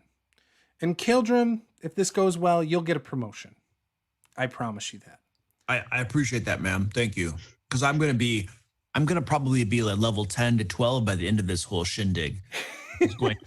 Maybe next time you can be the leader. Don't worry, Caeldrim. We'll give you leadership responsibilities when you come back. Excellent. You can patrol Hightown. I look forward to commanding people around. Be assistant to the regional manager.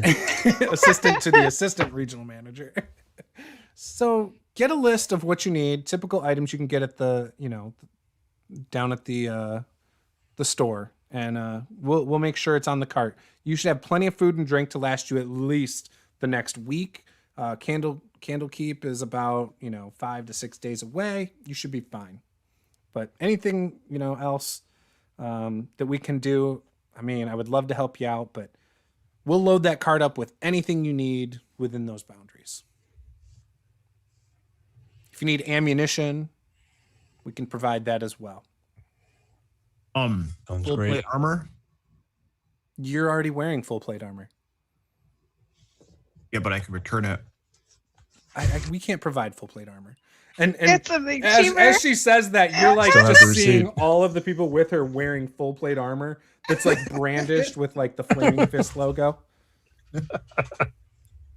You weren't here when they got new uniforms.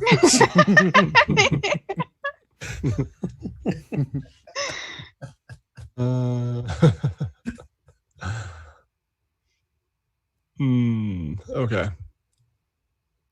All right. So you guys, so she says, all right, I need to talk to Zaj and a couple more people, but it was great meeting you guys. And hopefully, we see each other again someday.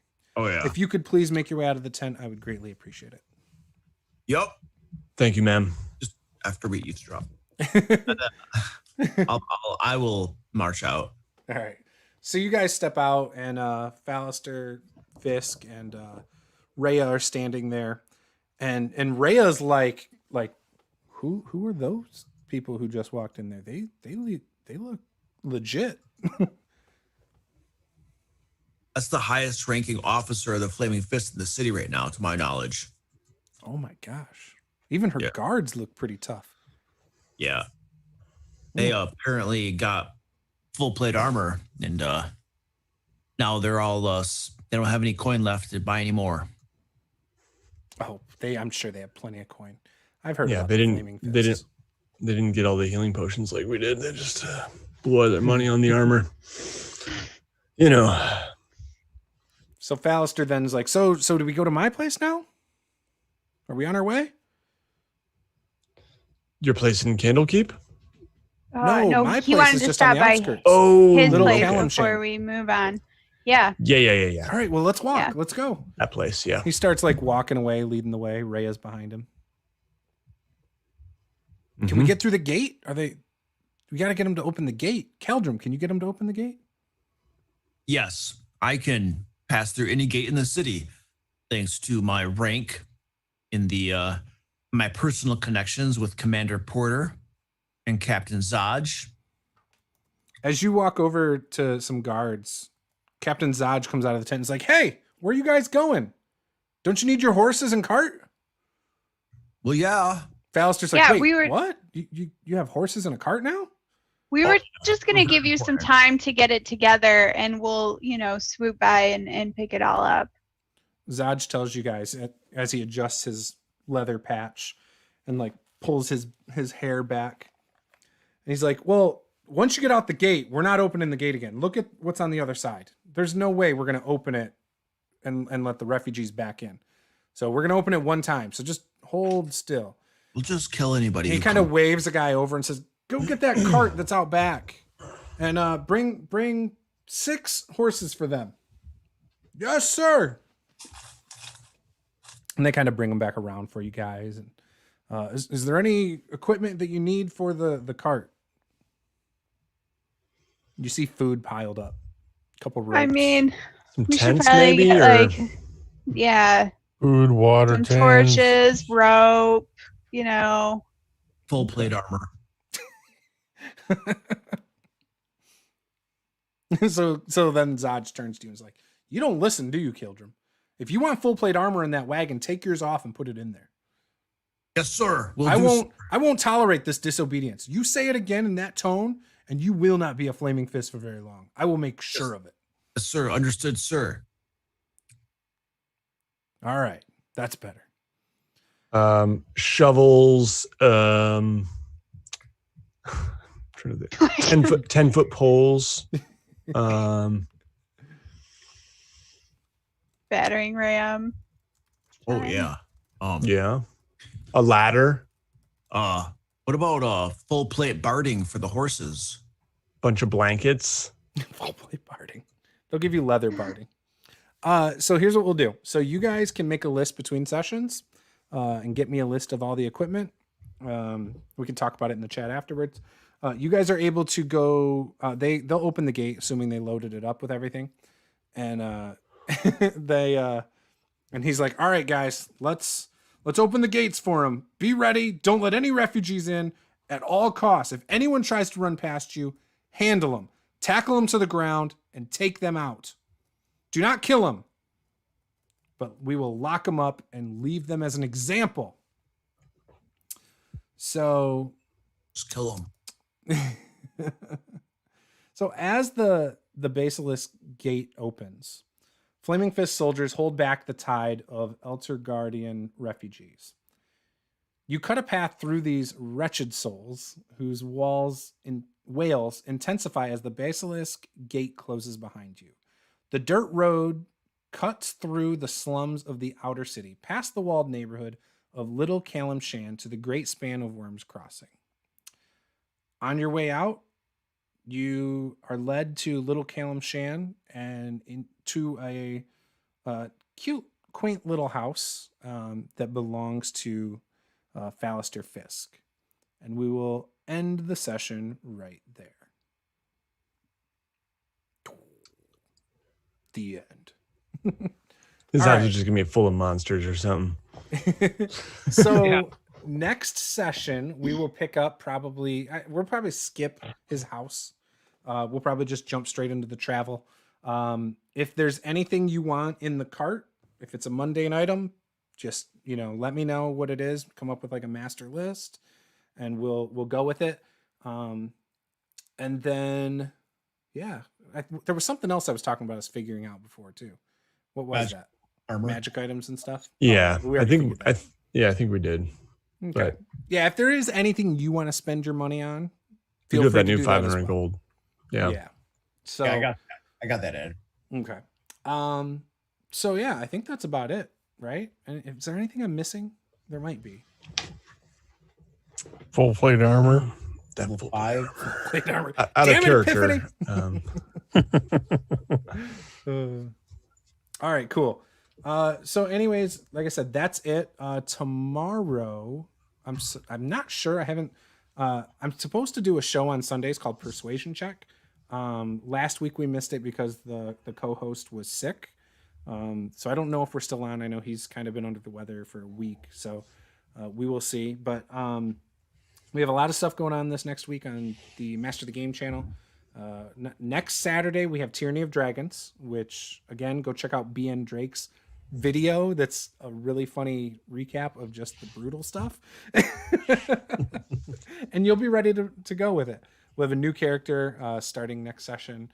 But we got mini painting this week. We've got Friday is Monster of the Week. We're doing it's going to be a 2-shot. I'm not playing. I'm just producing it. But Paula's playing in it. We've got Dave from Nerdarchy, Bill Allen. We've got Colonomicon, Tom and Laura, who play in games on Encounter Roleplay. So it's going to be awesome. It's going to be hilarious. Paula was telling me about their characters because they made their characters in a session 0 last night. It's wild. Yeah, it's going to be great. I've never played Monster of the Week, but looking at the character sheet, it looks like it'd be fun. And then, are we doing something Tuesday? Oh, Tuesday's our Patreon chat. So we will be doing that on YouTube here.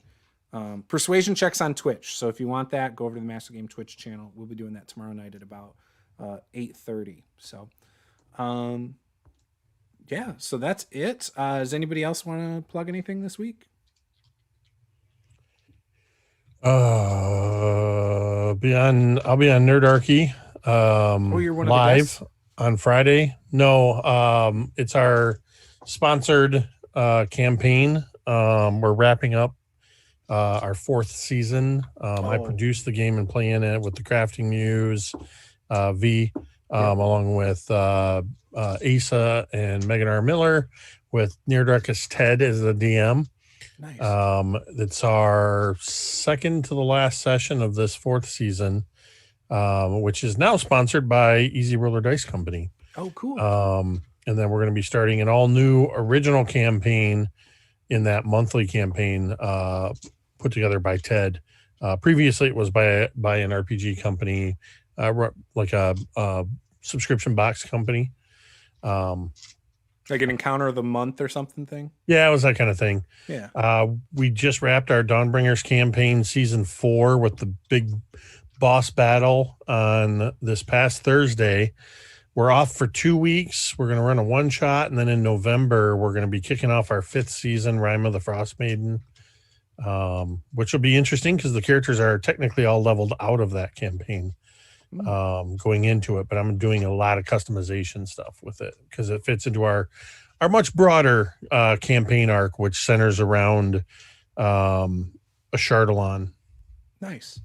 Ancient dragon. Cool. Nate, what do you got coming up? Anything cool?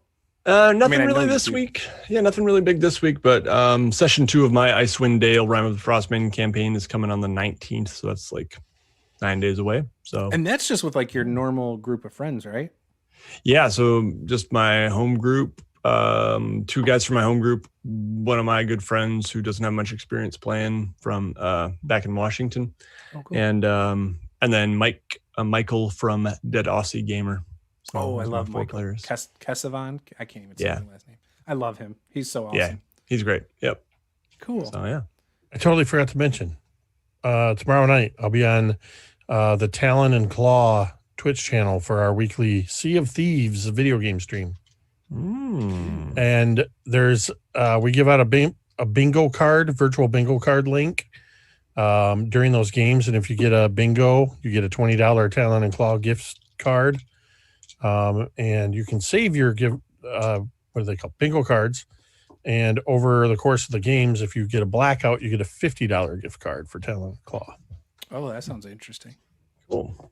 I love interactive stuff like that. Yeah. Awesome. And then Luke, your Kickstarter ended. What'd you end up raising? How much money? Like 95,000. Wow. That's Nice, dude. I can give 10,000 to Kickstarter.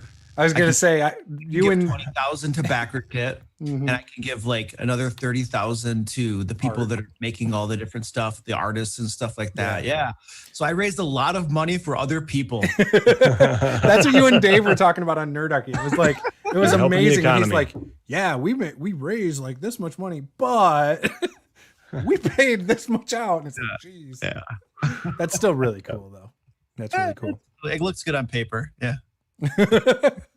Oh, nice.